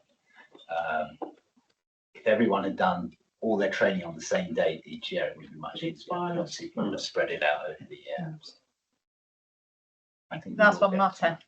Yeah, it does seem to me from the comments that Kenya's just made that if the outcome of the work that's going on at the moment is about 15 hours less in the classroom, to me that's 15 hours more on the shop floor. Yeah. And therefore we should be actually realising actual savings. I don't have that level of scope. Either that or efficiencies. efficiencies. I mean, it should have. I'm not expecting you to produce it, but it's just. It would be cashable because you're not going to not employ them 15 hours. Medical staff, most of them are on a salary, right? So yeah, it's just that they're going to be more productive in those times in the right. So we should see an impact in either waiting lists or efficiencies or somewhere else. That's what I'm saying. The main purpose of doing this, though, is it is more avoidance by making sure we're on the right side of compliance. So it's not immediately a cash releasing intervention. Yeah. It's about the safety of being able to say that actually as an organisation we're doing what we're supposed to do.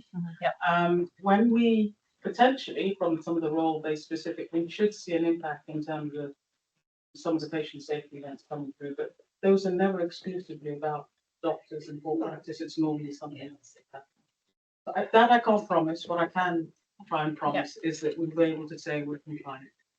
Sounds good, thank you. Right, we're moving on to People and Culture Committee. Let's start with the report. Leslie. Okay, so I can be really quick in the interest of time. The staff survey is on the agenda. Anyway, it's the next item. Early careers and apprenticeship update was on the agenda. That isn't something that would normally have come here, but I was just conscious. I don't think a lot of the board is cited by the amount of work that Kenya and Leslie and Delphine do in terms of training and apprenticeships and project search and the work like that, which not only makes a huge difference to us, but makes a huge difference in terms of our anchor role. And when Kenya and I started by a conversation in Costa downstairs and a scribbly bit of paper. I still haven't. Good. Our starting point was the reason why we would be doing the work on early careers and apprenticeships, because it was about the wider determinants of health, and because it was about ensuring that people who were trained who had jobs actually had a better opportunity in life, which meant that they could be healthier and wealthier. That was our driver for starting doing this. We spoke a little bit, you spoke about the work on equality, diversity and inclusion, where we're flipping what we're doing to move towards having an inclusion and belonging strategy. So I think that's all in terms of the overall report. And then we've got 2 reports on the agenda, which Kenya will introduce and I might have a comment on.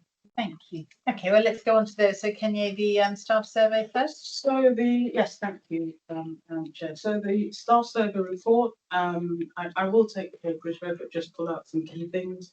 So this presents the findings from the survey that our staff undertook, or responded to late 2025. We were in the middle of doing EPR at the time, so our overall response wasn't, but it was still a good response rate despite everything else that was going on. The key things that were sort of pulled out of the results that we had, which in some ways might not be so surprising, is a bit about the decline in morale. which is manifesting and translating an intention to lead alongside the responses about how healthy people feel, how safe people feel, and also just, I guess in my words, how exhausted people were suggesting that they were.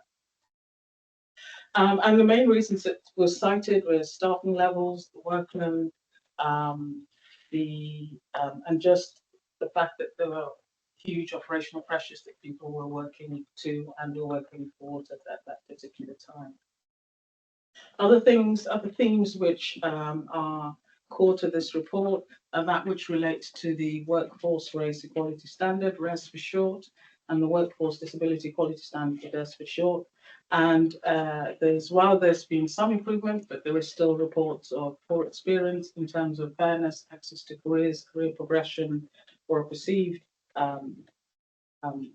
issues and challenges with that. And there was specific mention of particular groups such as SAS doctors, certainly the healthcare scientists we've talked about before because of the national changes which haven't been addressed, the more junior staff, band twos, and disabled colleagues. Now, whilst there's been a lot of work to address leadership practice and certainly people management practice, teamwork and engagement, there are still concerns that we're also fed back about psychological safety. And I think one of the key things certainly that we're going to look and focus on going forward is the variation in terms of style and in terms of how people feel in their experiences and people management practices, and how that manifests as an unfairness in terms of opportunity to develop and progress one's career. Much of that is being done as part of what is the Listen and Change program, and I guess what this paper does is present the actions that we're going to focus on for the next 12 months. But I would also like to say that just building on the conversation that we had earlier this morning about the financial context within which we're operating, and some of the workforce challenges that we are looking to both address as well as modernise. I think there's a real need to focus on reviewing skill mix, reviewing some of our pathways which should be linked to our patient pathways, but also alongside really focusing on inclusion and belonging, which has been mentioned before, whereas at the moment almost every sentence starts with EDI, ends with EDI, and I think we should be thinking how we make people feel part of the organisation, make people feel part of the transformation journey we're about to go on, and really try and cultivate a culture that makes people stop there and take any questions, because I am also cautious. Thank you very much. Yeah, on a really positive note, I just wanted to look at pen 7.4 to 7.7, which talks about the clinical groups. And you wouldn't have seen that 2 or 3 years ago. Kind of track Matthew's tenure here. But actually the fact that on all of them, it talks about positive team relationships, strong engagement, high engagement, and women and children, really strong engagement, supportive manager, kindness, all the things that actually people put huge amounts of effort. People were here this morning, Jamie, I'm not here to hear this, but yes, they put huge amounts of effort into that, and it's shown through in the staff circle. And I think sometimes these things are like tankers, they take a long time because people remember the bad much more easily than the good. But I think that's a real testimony to the clinical teams and the leadership team, the work that they've done. I think there are still some real issues around discrimination and abuse from patients and the public, particularly Filipino and Black or African staff at the high levels of abuse that they're facing, and that is something that we simply should not be tolerating. And I know the work on violence and aggression is addressing that, but you know, that bit about being included at work, you actually don't feel like you belong when you're included if you come to work and people just abuse you. Yeah. So that's, I think, an area that we have to continue to have a really strong focus on. And I was like terribly impressed that one of the things in here Kenya already solved. Because it talks about the health scientists where they talk about their access to professional development, and that was raised in a seminar.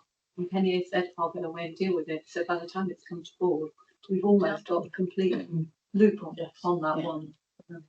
So I think there's lots to be really pleased about, but I think there are some areas where we really do need to make sure we are still protecting and supporting our staff so that they do feel as though they belong and they do feel as though this is a safe place for them to be working, to come to and to be working.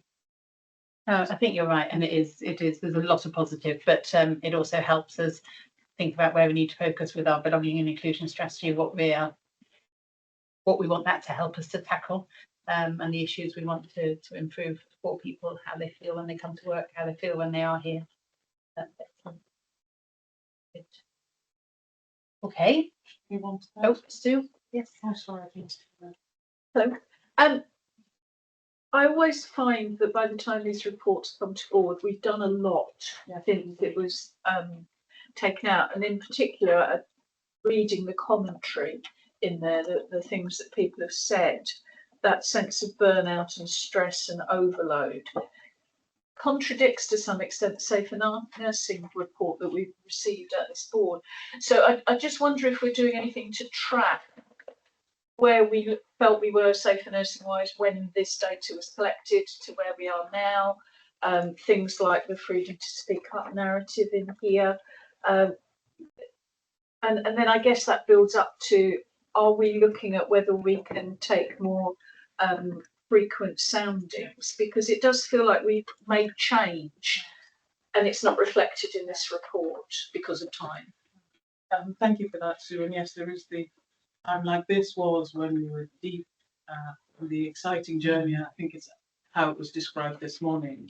Trying to life was hard for many of us.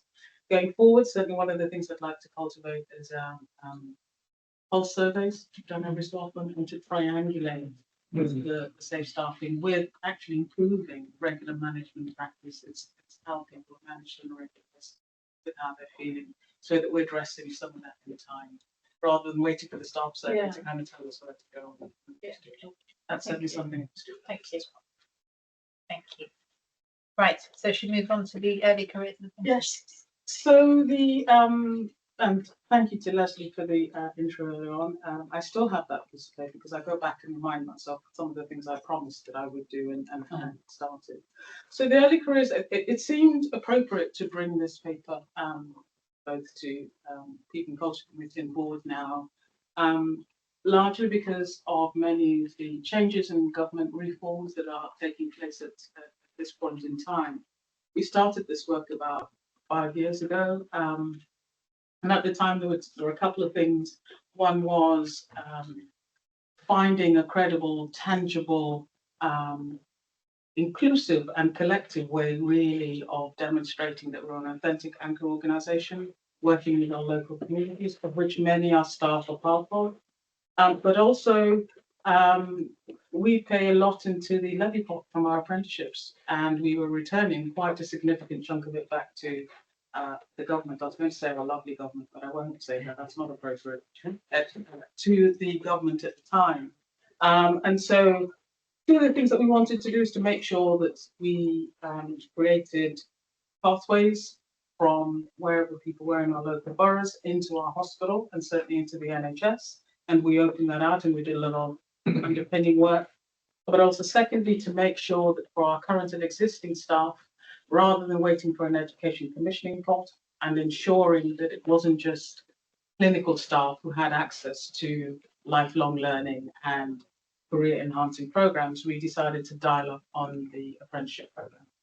So that would make better use of our levy. And what it did was open up several learning opportunities for people, including being able to secure and obtain their maths and English GCSEs, which then opened up further pathways for them.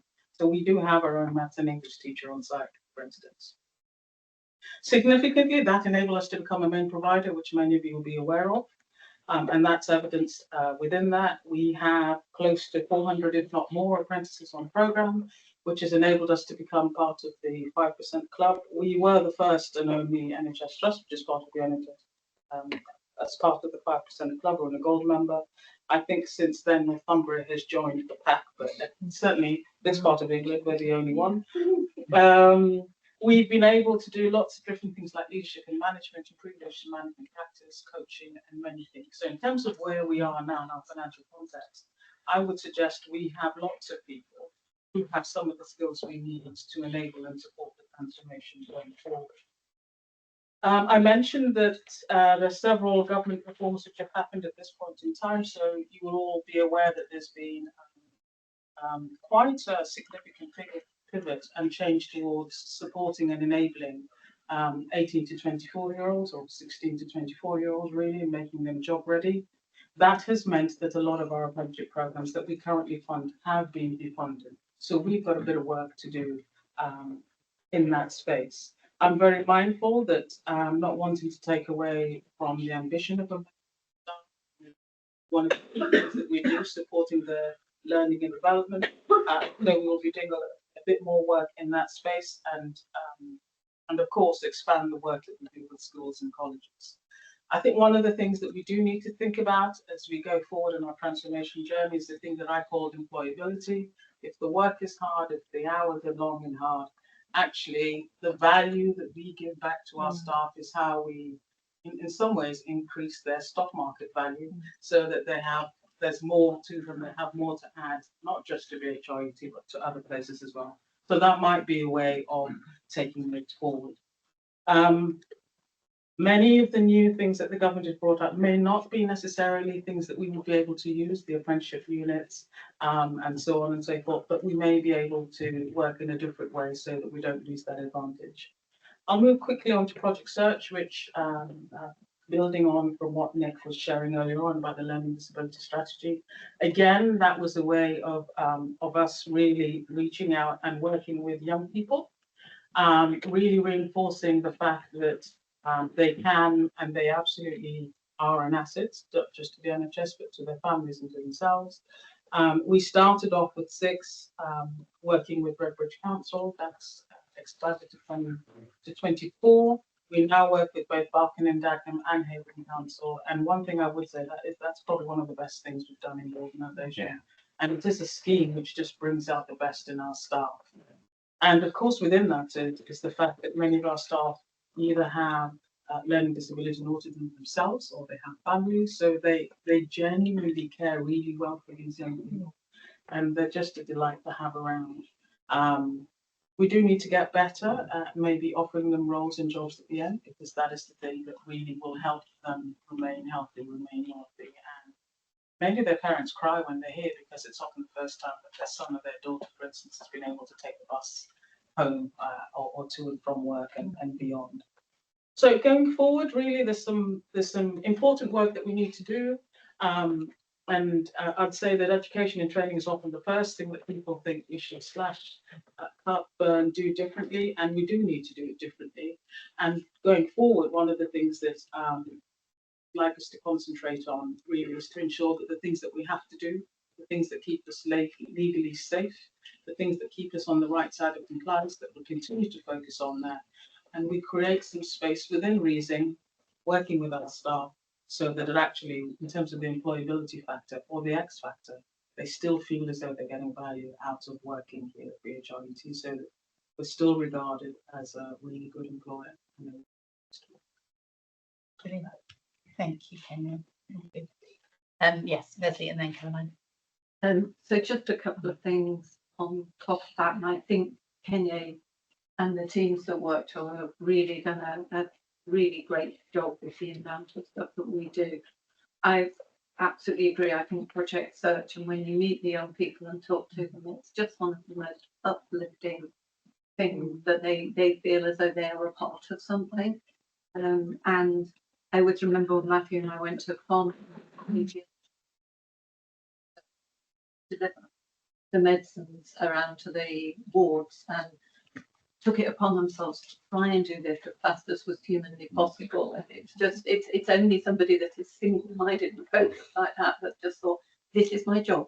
this is what I'm going to do, a huge asset to the organisation. I'm really pleased the point Kenya made, however difficult things get, failing to invest in staff is a real false economy, because that way you lose people and that way you don't grow the skills that you need in order to actually deliver the change that we need in the organisation. And I'm really pleased that we have done and will continue to do the graduations, because again, however difficult things are, if we don't stop and pause and say well done to our staff and show our staff that we value them, then I think that again is a real policy economy, because that's about how do you make people feel good when you're asking them to do some really difficult things. And I was really pleased when we were talking this morning that Kenya is saying, you know, for the first time this year, we're going to do a project search graduation as well. And I think that will be, you know, really nice. The other thing I would say, and it's just a message to Matthew really, that one of the great things that Kenya has managed to do is to deliver lots of training to partner organisations, so Bath, Homerton, Royal Free, Lewisham and Greenwich, even as far as Oxford. Kings are missing. So I'm assuming that when you get to Kings, you will remember that Kenya and Co are open for business, and they do great friendship training here. So if you ever need any training when you're at Kings, well, I'm here to provide it for you. I know how much it costs. You may even get name rates if you ask nice. But generally, I think they're just doing great. Yeah. Thank you. Was it Caroline and then Marta? Yeah. Thanks very much. I would very much echo what Leslie was saying about not cutting learning and development, because at the time you can think, oh, that's absolutely fine, and then the organisation pays the price years later. And I forget what percentage cut across the UK in learning and development, but it means that there are so many parts of profession where people haven't got the skills that they need. I think it's good to see some thoughtful work around what roles will look like in the future, because things will be shaped differently. When I was talking to the matron ED about their project search person, they were saying about going on to do an apprenticeship, the struggle with English and maths, but English and maths wasn't actually needed for those particular roles, and the impact of AI. And there was some data I read recently about, you know, 7.7 million jobs going because of AI, but 12.75 million being created. Right. So we're in that time where we just need to think about what does it actually mean. I think, as you said, having that pause, thinking actually how it's going to affect us, I think will be, you know, incredibly beneficial.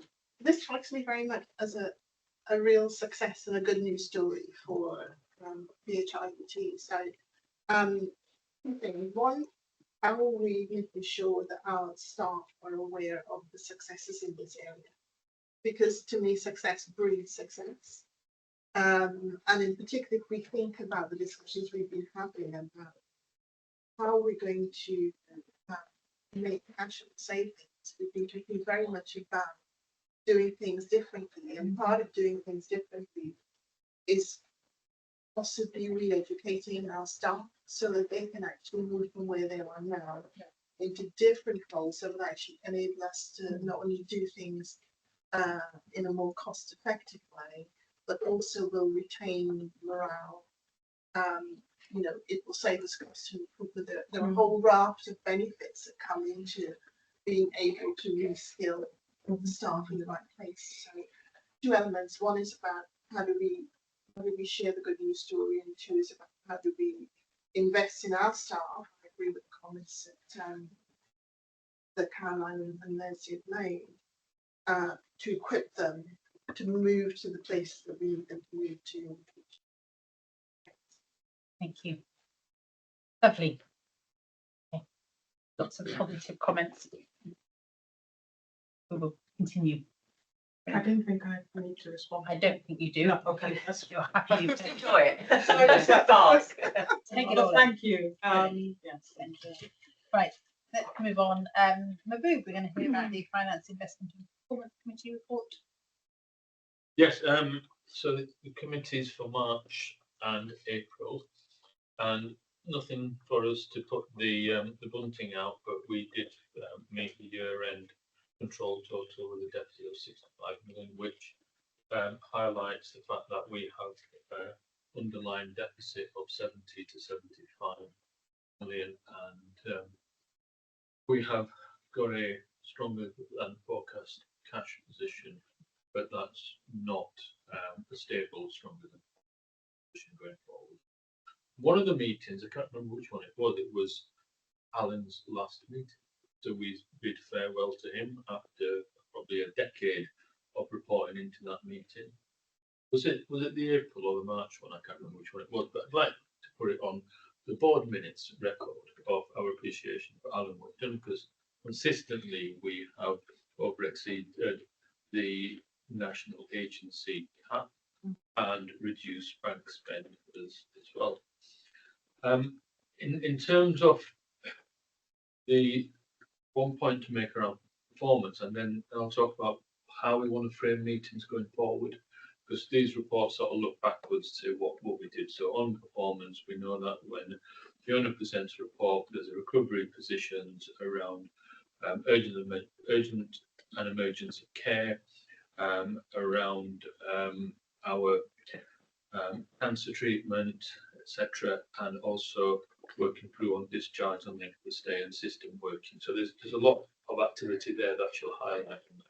But from a perspective of the committee, we'll going forward, Lorraine and I have had conversations, and what we want to do is committee receives papers about where we've got to, but what we need to know is where the challenges and blockages remain about delivery of our CIP programme, and what will then happen in the coming month, or even the months after that would be good to know, but certainly in the next 4 weeks after the committee's met, what is planned to happen in order to remove those challenges and get us back on track, and taking a sort of risk-based approach with RAD rated against those challenging areas, so that the discussion is around with exec colleagues is what do we need to do differently for the coming month, and how do we embed that going forward.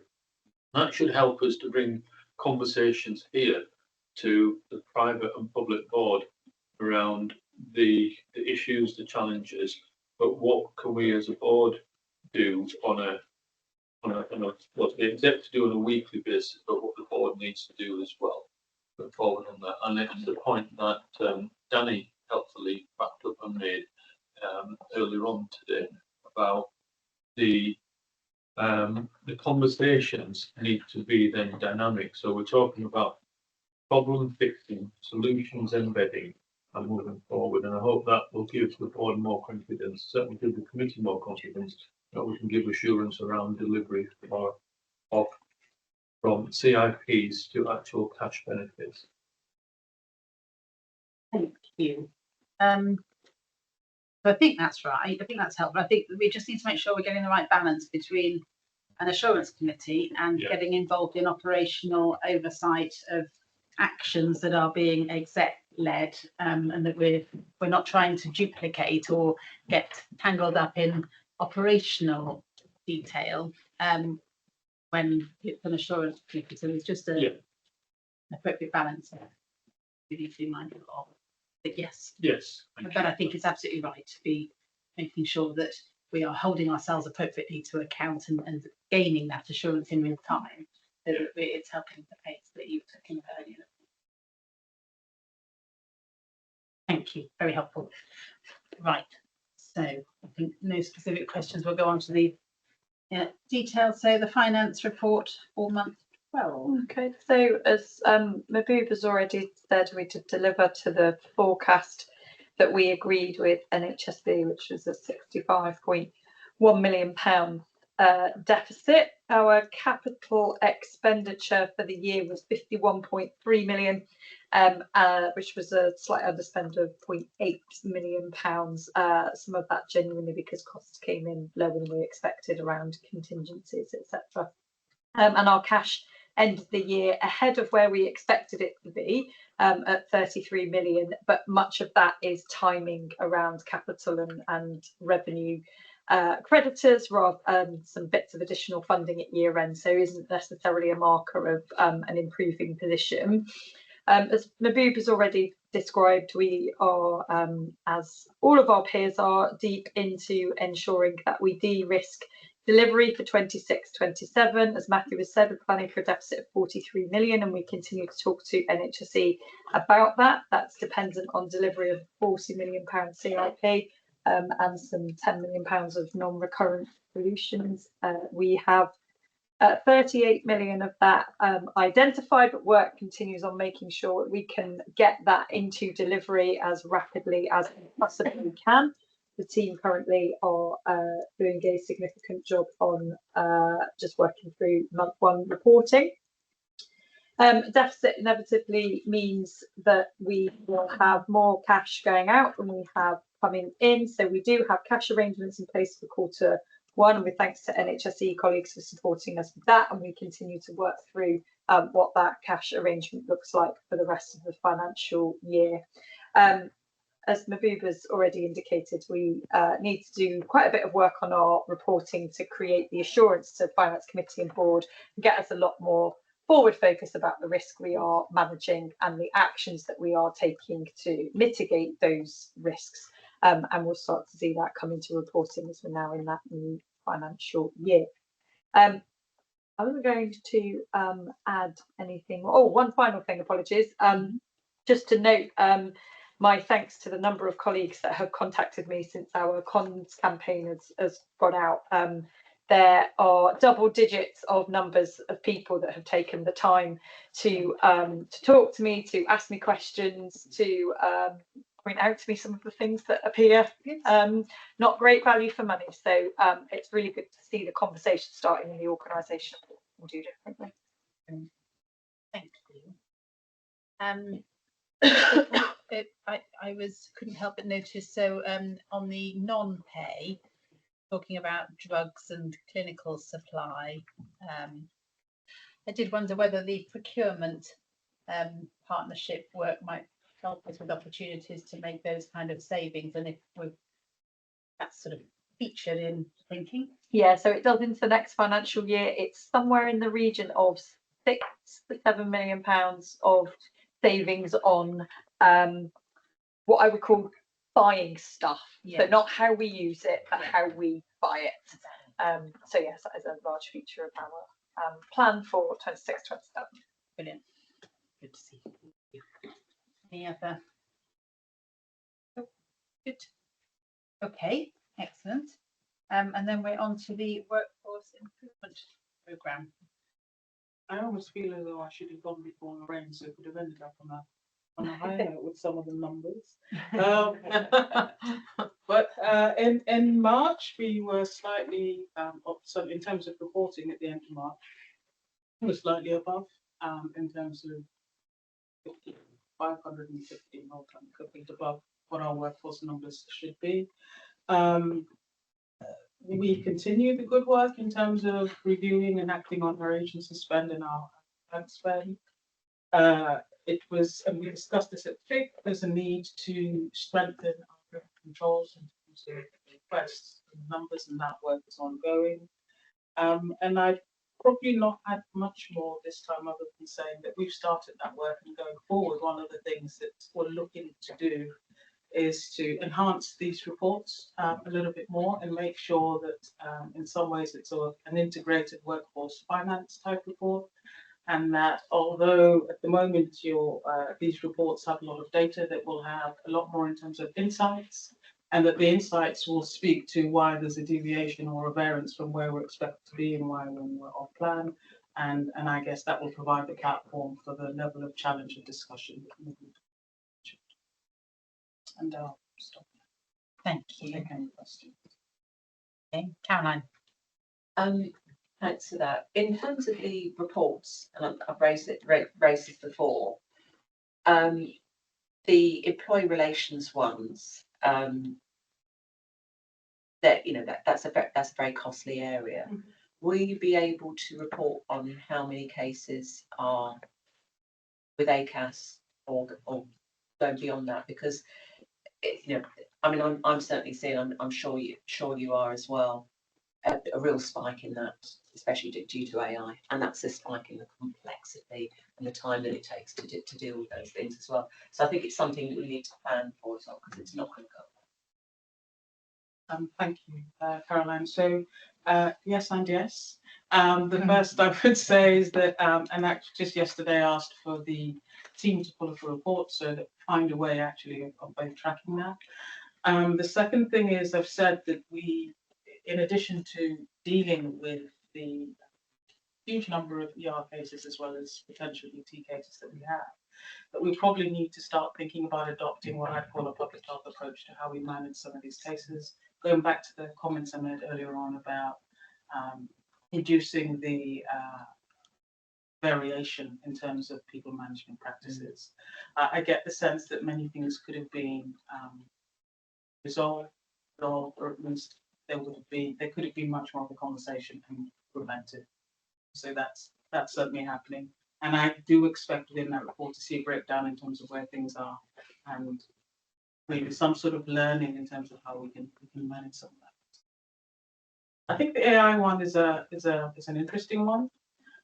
Some of the cases I've seen, you can tell they've used AI. Incidentally, I've got a friend who's a school governor, I used to be one, and they've issued a diktat to their school parents saying, if Johnny isn't getting on with Martha, can you just come talk to us and not use AI to generate these 10-page long complaints, which cite, American cases, Simpson versus Simpson, and has absolutely nothing to do with where we are. So we're very much aware of that.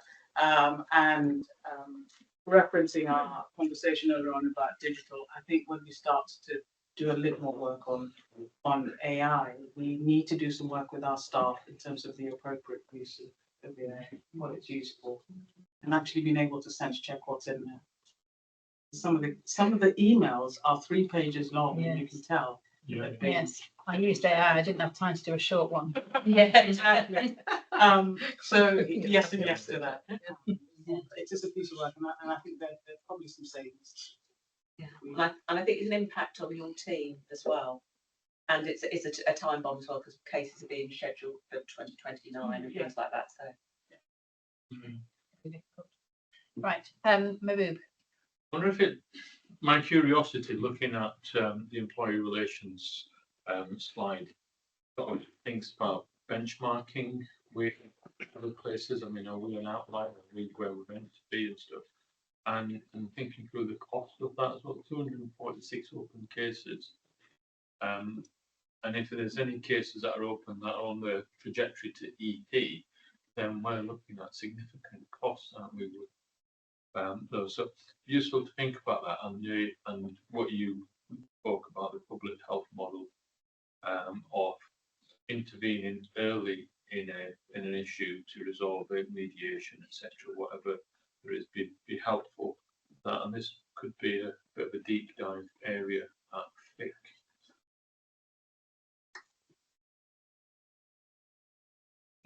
Leslie, It's coming on on the that. same issue. Yeah. I was actually going to say, contradict Mahbub slightly, in that I think, and it's a conversation I've had with Kenya, a lot of this is data and it's not insight. A lot of this is data that actually could very usefully be reported to PCC, and I think PCC might want to look at some of these issues through a finance lens as well. But these are kind of staffing issues. I think, and I know Kenya is going to do this, I don't think this report in the format we get it actually helps us understand the workforce issues insofar as they relate to the budget. And I think it's also suffering from the fact that we've had the same thing for quite a long time. So people either look at a particular bit or they don't look at any of it. Yeah. So one of the things Kenya has talked about is actually trying to produce something that actually is less a mass of bits of data and more focused on what do we actually need to know to know whether financially the workforce metrics are helping us deliver what we need financially. And I'm not sure going into the financial year we're in and the sixth we're in, this quite does it. Yeah. Because it's sort of, people say something like, oh, it'd be good to have that. So stuff gets added to it. Yes. And then it loses its focus. The more things are added to it. I think there is room at PCC for a general set of good data around people. But I think what we need to keep our finances on track is a different set of insights around people. Yeah. Which is what Kenya said Yeah. she'd do some work on. So you're right. That's a good point for Yeah. you, Chair. I mean, this report goes to both committees. We get it in a more frequent cycle, but you know, looking at that 137 cases of absence management, it's good to have an understanding. PCC, that's what is some of this, what's the narrative behind some of these cases, and what do we need to do differently? That's some of the work they're intending to do, working with teams. They are working very hard. There are a lot of issues that emerge. And we think back to where we were EPR and the narrative around we're taking out posts. I can only imagine that we'll see more of that. So, which is why I reference sort of a public health model, so we can start that work up front, manage the narrative, support managers and leaders to be able to manage that appropriately. There is talk of NHS England, I think, putting out a framework or something similar, which I think is going to attempt to shape how employee relations are managed across London. I don't know what that looks like yet, but one of my medical colleagues said to me yesterday, I'm not sure I know the difference between HR and ER. So that I think in itself is something that we need to focus on and make sure for those who are managing people every day that they feel equipped and able and safe to manage their teams and their staff in the way that they need to. And when they need support for more difficult and challenging situations, that support is available. Rather than using it as a way to bash others on the head or to retaliate or to trying to solve a situation that they feel they haven't been able to solve or haven't. It's a bit more than numbers. I will. Okay. Yeah. And just one other comment, so similar vein really. I'm just wondering in terms of what's helpful in the report. So looking at, for example, the nursing and midwifery bank usage. You've done some great work there. Yes, but we've broken down and we can see the sickness, mental health and foreigner care causes. But every time more than 50% is other. Do we know enough about what other is? Because if that's where we need to focus our attention on how we reduce, we perhaps need to understand what else we need to be thinking about or targeting as the other causes, because it's more than 50% over time, I think. Yes. Anyway, right, anything else on this one? Not. Thank you, Kenya. Let's move on to, I think we're on Fiona, the performance report. Thank you very much, Chair. And yeah, just in case you wanted some more data, here it is. Okay, so this is our month 12. This is a final year IPR. It tracks, you can see in the data, it tracks a very strong entry into 25-26. It shows quite clearly the implementation of our EPR system, how that affected the organisation in two ways, actually, both one in terms of delivery of services and the other in terms of delivery of robust data. What I want to highlight on this time is just to show what I'm quite proud of, really, which is the evidence of real recovery post EPR. We don't particularly need to dwell on how good we were before or what it did to us, but what's important for an organisation like ours, which is busy, as Matthew said earlier, record numbers of people attending. We've got a huge waiting list of people waiting for planned care, and to be able to show how we cope with a major sort of systemic change in how we deliver services and how we recover from that in data terms, I'm very proud of that. So I just wanted to mention that as a sort of generic headline. In terms of our UEC, our ED performance of all types, we're back up in high 78s, and I don't want to do a spoiler, but next month might be even better.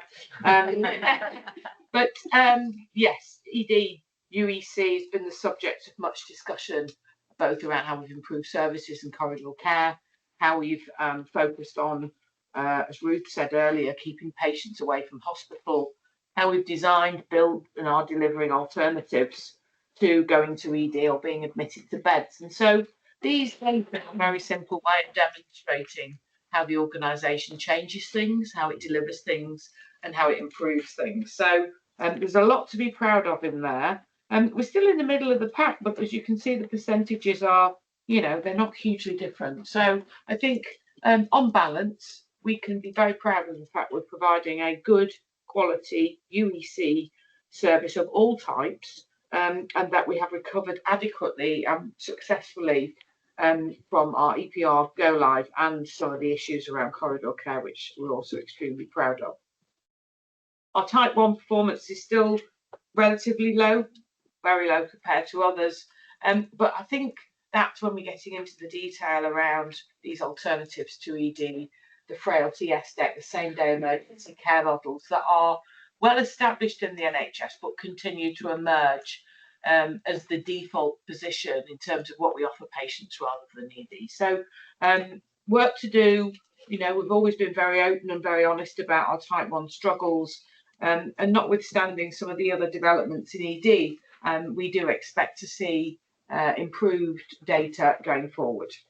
Our type 2 performance, our gynae and our ophthalmology service, again, a little bit of a problem around EPR, but definitely now delivering high levels of performance, high numbers of service users, and teams that have learnt how to do things differently, how to check people in differently, and how to code differently. So well done to all of the specialist ED services that we run. Our mental health slide, which we all reference on a regular basis, but I suppose what I would say is there is possibly some light at the end of the tunnel around mental health, but for the purposes of this IPR, there's no demonstrable difference in the number of patients presenting under a Section 136, the ways in which they present, and the site of our hospital or Good Mays Hospital that they present to. So I would like us to focus a little bit more on that, possibly in May and June of this year in terms of service improvement. And I know the GIRF team with Nick, our chief nurse, and the NELP team have been working hard to think about some very practical operational solutions to some of the ongoing problems in ED every day. So I know I've piqued your interest, but I haven't got anything to talk to you about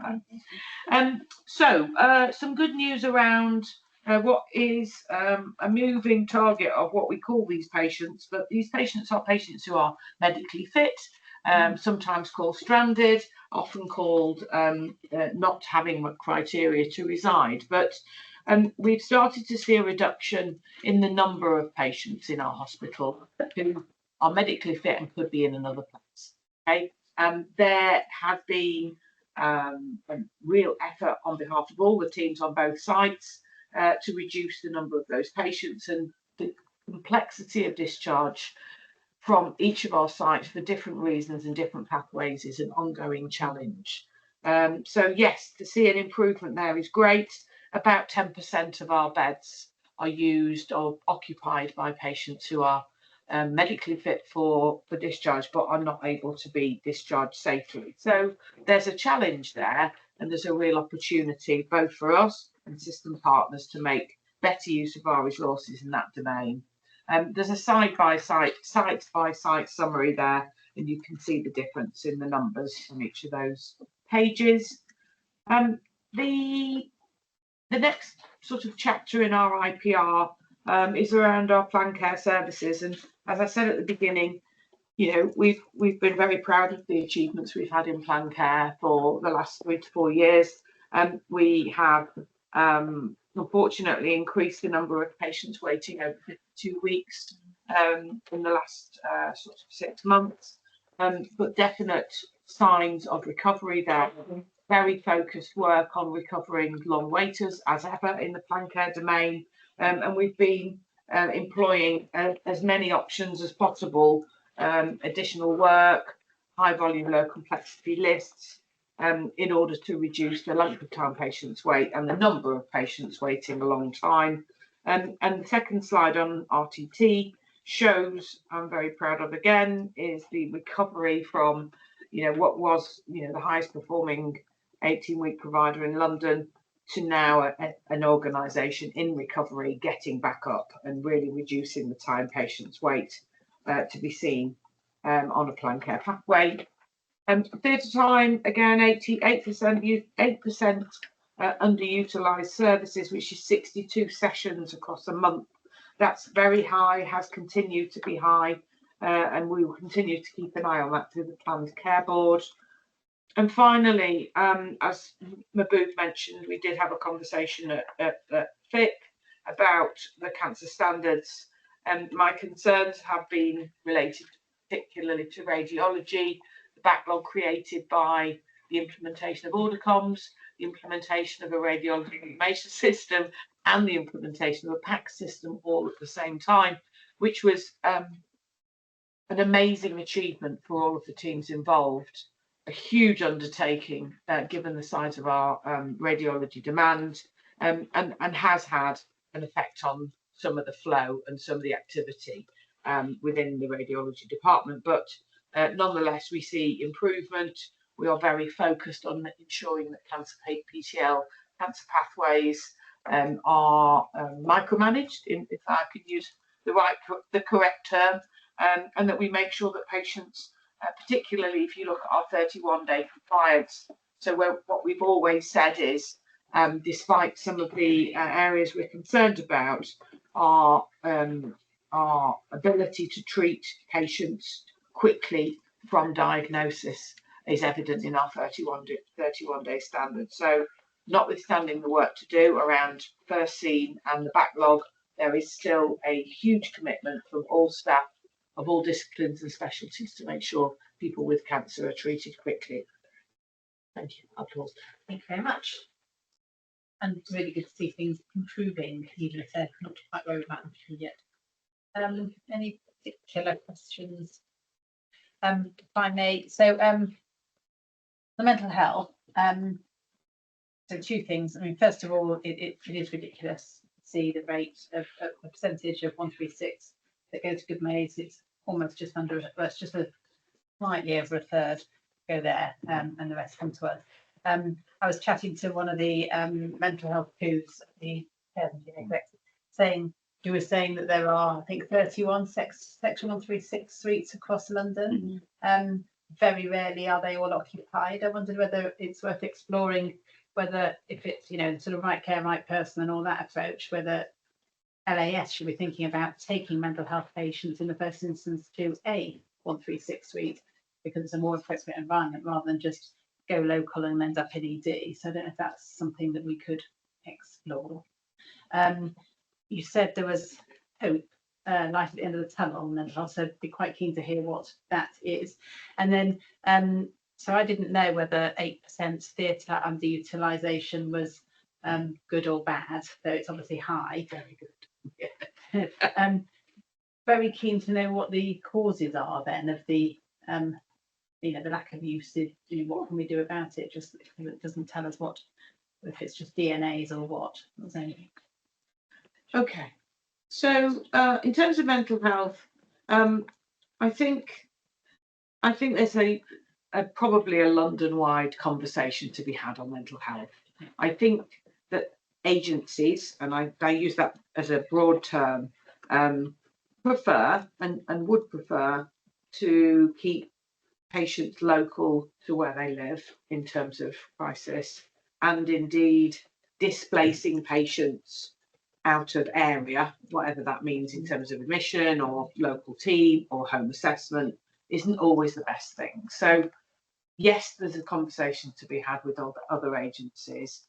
I agree that, I mean, we know that Penny Dash and others are taking a kind of review of mental health services really seriously, and we welcome that. So I think this is a local problem for us to solve that may have a broader conversation about what the best model of care would be. So I think that's, yeah, it's great. We should always talk about mental health, and we should continue to do it until we've made a better job of providing services for patients who attend in mental health crisis. So that's number one. I'm not going to steal Nick's thunder because Nick's been working with the mental health team at NELF and the GIRF team. So, I mean, I don't know, Nick, if you want to, am I spoiler alerting? Or do you want to give a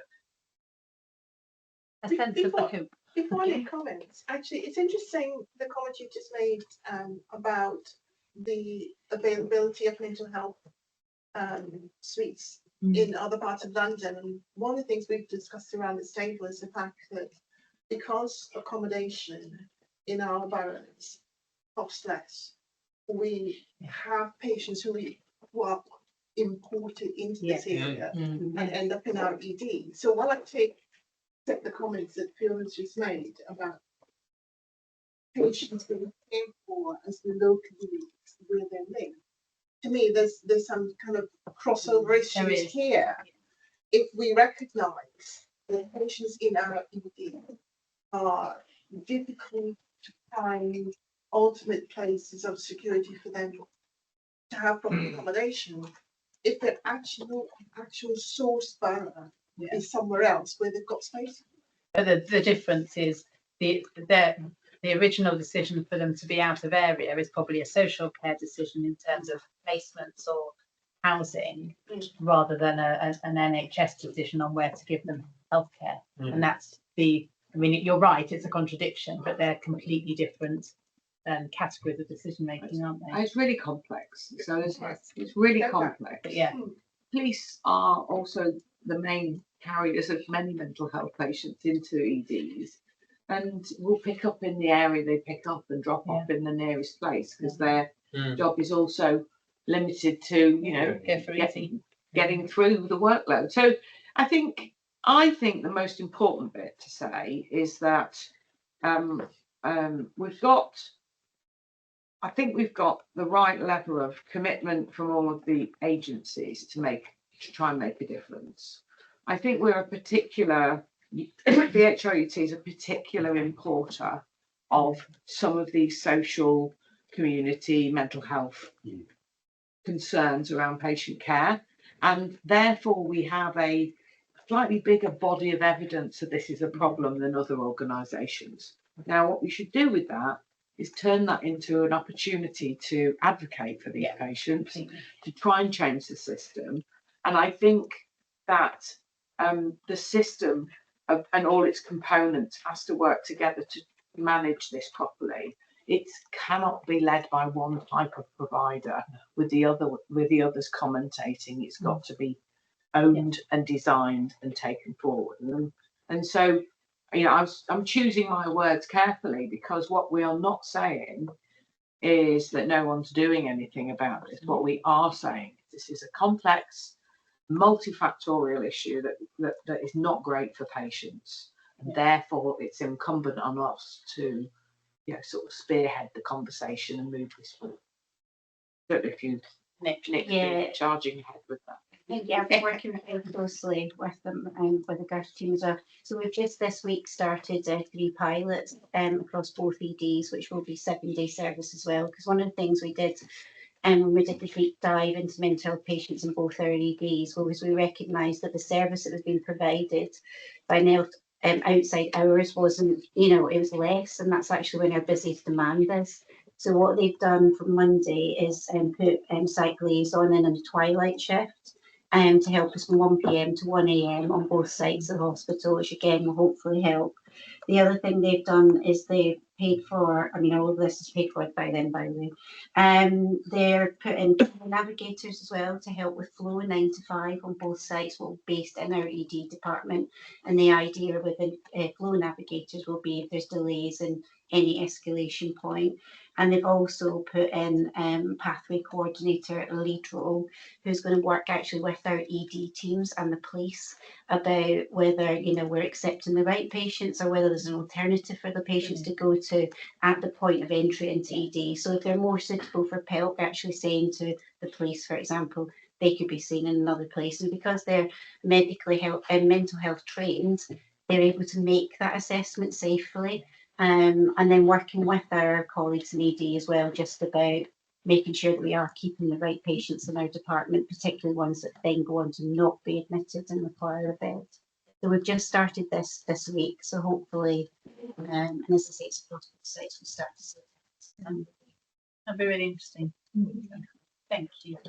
And then the third point, Sarah, was around theatre utilisation. So first of all, 8% of 62 sessions in an 800 and odd is good. And that is what good looks like. The reasons that we don't use a theatre are not because patients don't turn up. So these are theatre sessions that we didn't staff usually. They used to be called fallow, but essentially we didn't. The resource was there, the physicality was there, but we didn't use the actual session. Two reasons for that, two main reasons for that, should I say.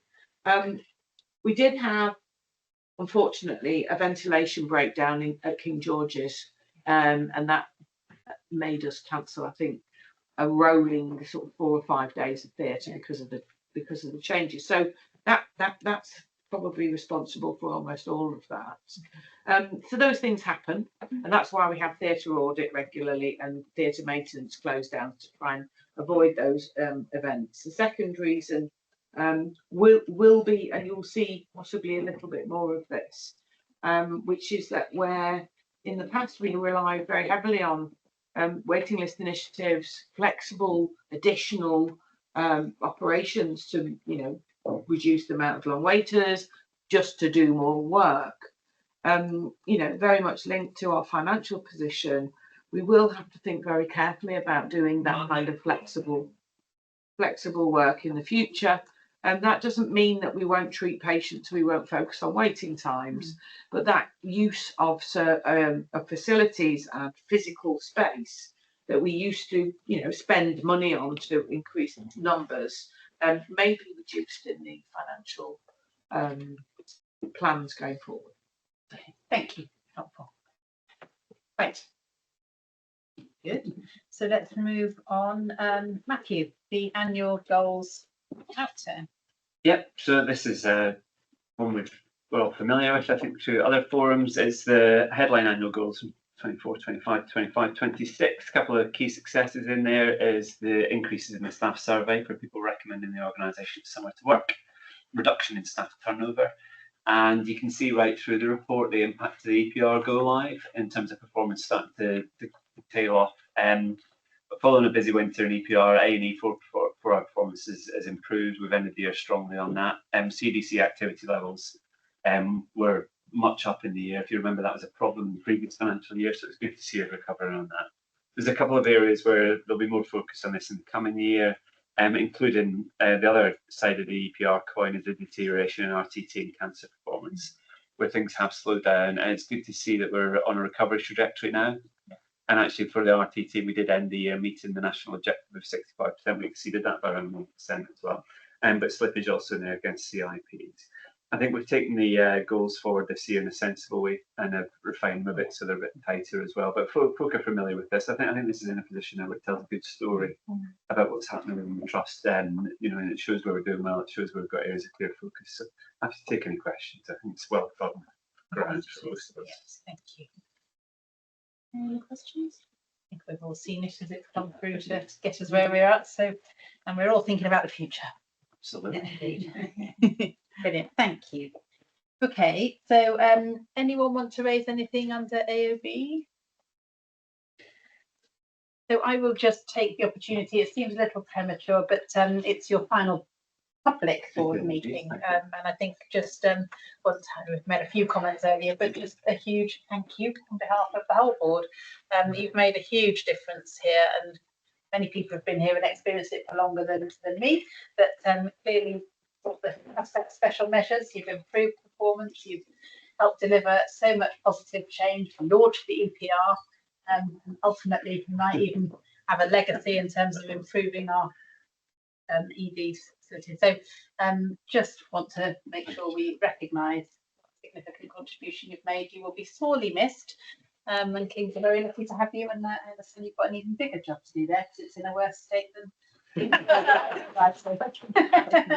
going to do it all over again.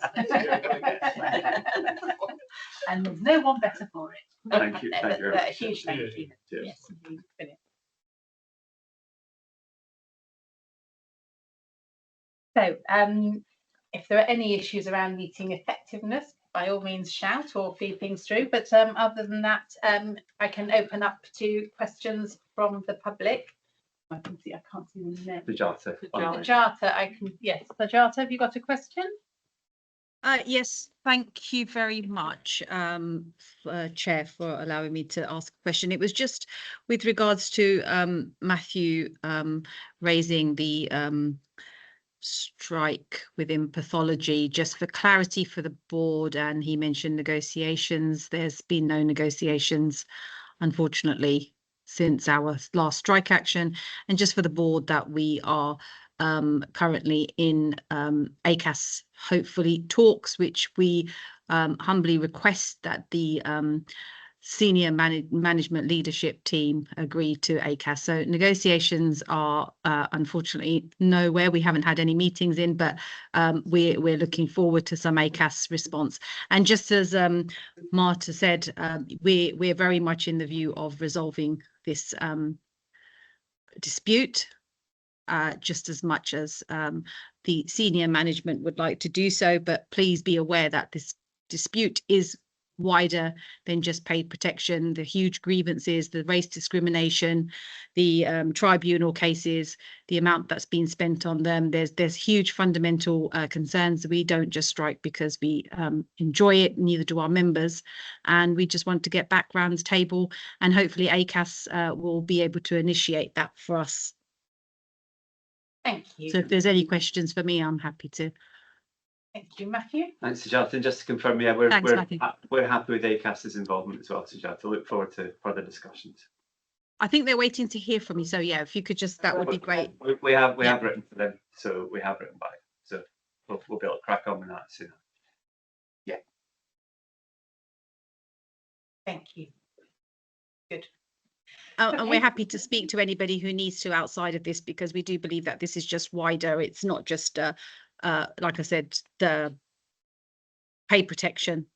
This is, yeah. And again, to the chair of the board, you know, and anyone else who would like to come and speak to us, to come and hear what it's about. There's contracts that we're worried about that have been issued, the grievances. How about all of those that haven't been heard, tribunal cases? When we talk about the 358K, that's overtime that's required to continue to run that service. It's not something that you're just handing out. That is to ensure that that 24-hour service is continued, and our staff are going over and beyond to provide that service for the local patients. And I think that's fundamentally what the point here is being missed. So we don't want to just be we don't want the narrative to just be 358K. There is way more wider issues than 350K. So I'm sorry, that's not a narrative to be.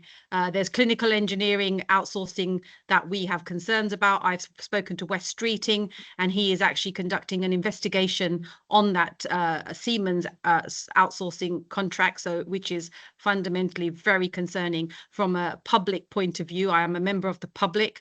From an NHS perspective, how that contract came about. Please, this is wider. If anybody wants to speak to me, I'm happy to speak to them. I'm the regional officer for Unite the Union. Thank you very much, Chair, for allowing me to speak. I appreciate that. Thank you very much, and thank you for the question. Okay, any other questions from the public? Andy? Yes, the type 1 stats here concerning both in London and nationally. Would you agree that unless you get extra capacity, Mr. Trainer, things are going to get worse in the next few years because of the growing population? Thanks, Andy. So I think I mentioned earlier we have seen in April just gone, and this is slightly preempting the next performance report, but I won't be here for it, so I'm going to do it now. Our April stats were the busiest daily attendances we've ever seen in our hospital. An average of 1,027 patients a day across the 2 sites, which is up 200 from 3 or 4 years ago, actually. So we're seeing at the minute roughly annual growth of around 30 extra A&E patients a day, which is a significant problem. All that said, if you look at the performance 3 or 4 years ago, our all-type performance was below 60%, with type 1 down in the 30s. Our type 1 is now in the 50s, and our all-type performance is in the 80s. So we have managed to improve performance and reduce waiting times despite the increased demand. I do think, though, as we've said before, we need the extra investment into Queen's to create an appropriate A&E, to create a better environment, and to create a problem that's large enough for the demand we now face. So I'm not sure the performance will get worse, because I think actually what we've demonstrated recently is we can reduce corridor care and improve performance by making changes to the way we run the services. But certainly to offer our patients and our staff a better future, the extra investment in the A&E is essential. Thank you for that. Thank you. There's one more question, allowed, Chair. Yes, of course. By freedom of information, I noticed that you wrote to Ribbridge Council and asked to meet them about not just the Tesco development, but other developments, and they declined to meet you. Has any other London Borough agreed to meet you in the past? I've not asked anyone else about that, Andy, so I've not had any approaches rejected from any other one. Fair enough. Thank you. Thank you. And just apologies to you, Andy. I think we normally have printed off copies of the papers, which we haven't managed to do today. If I managed to get my internet to. Perfect. But we will ordinarily make sure that we have printed copies as we normally do. So just apologies for that one. Glad you were able to access by brilliant. Okay, well, if we have no more questions, and I don't think we do, we'll call the meeting to a close, and the date of our next meeting is going to be Thursday, the 2nd of July, and that will be here again at the downstairs there in the Education Centre Lecture Theatre. Brilliant. Thanks, everyone. Thank you.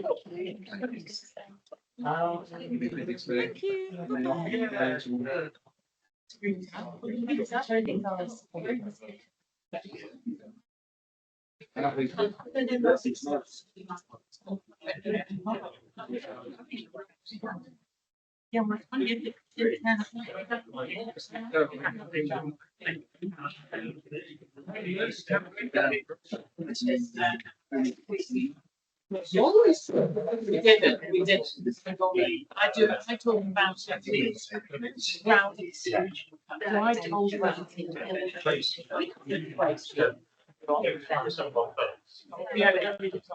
it.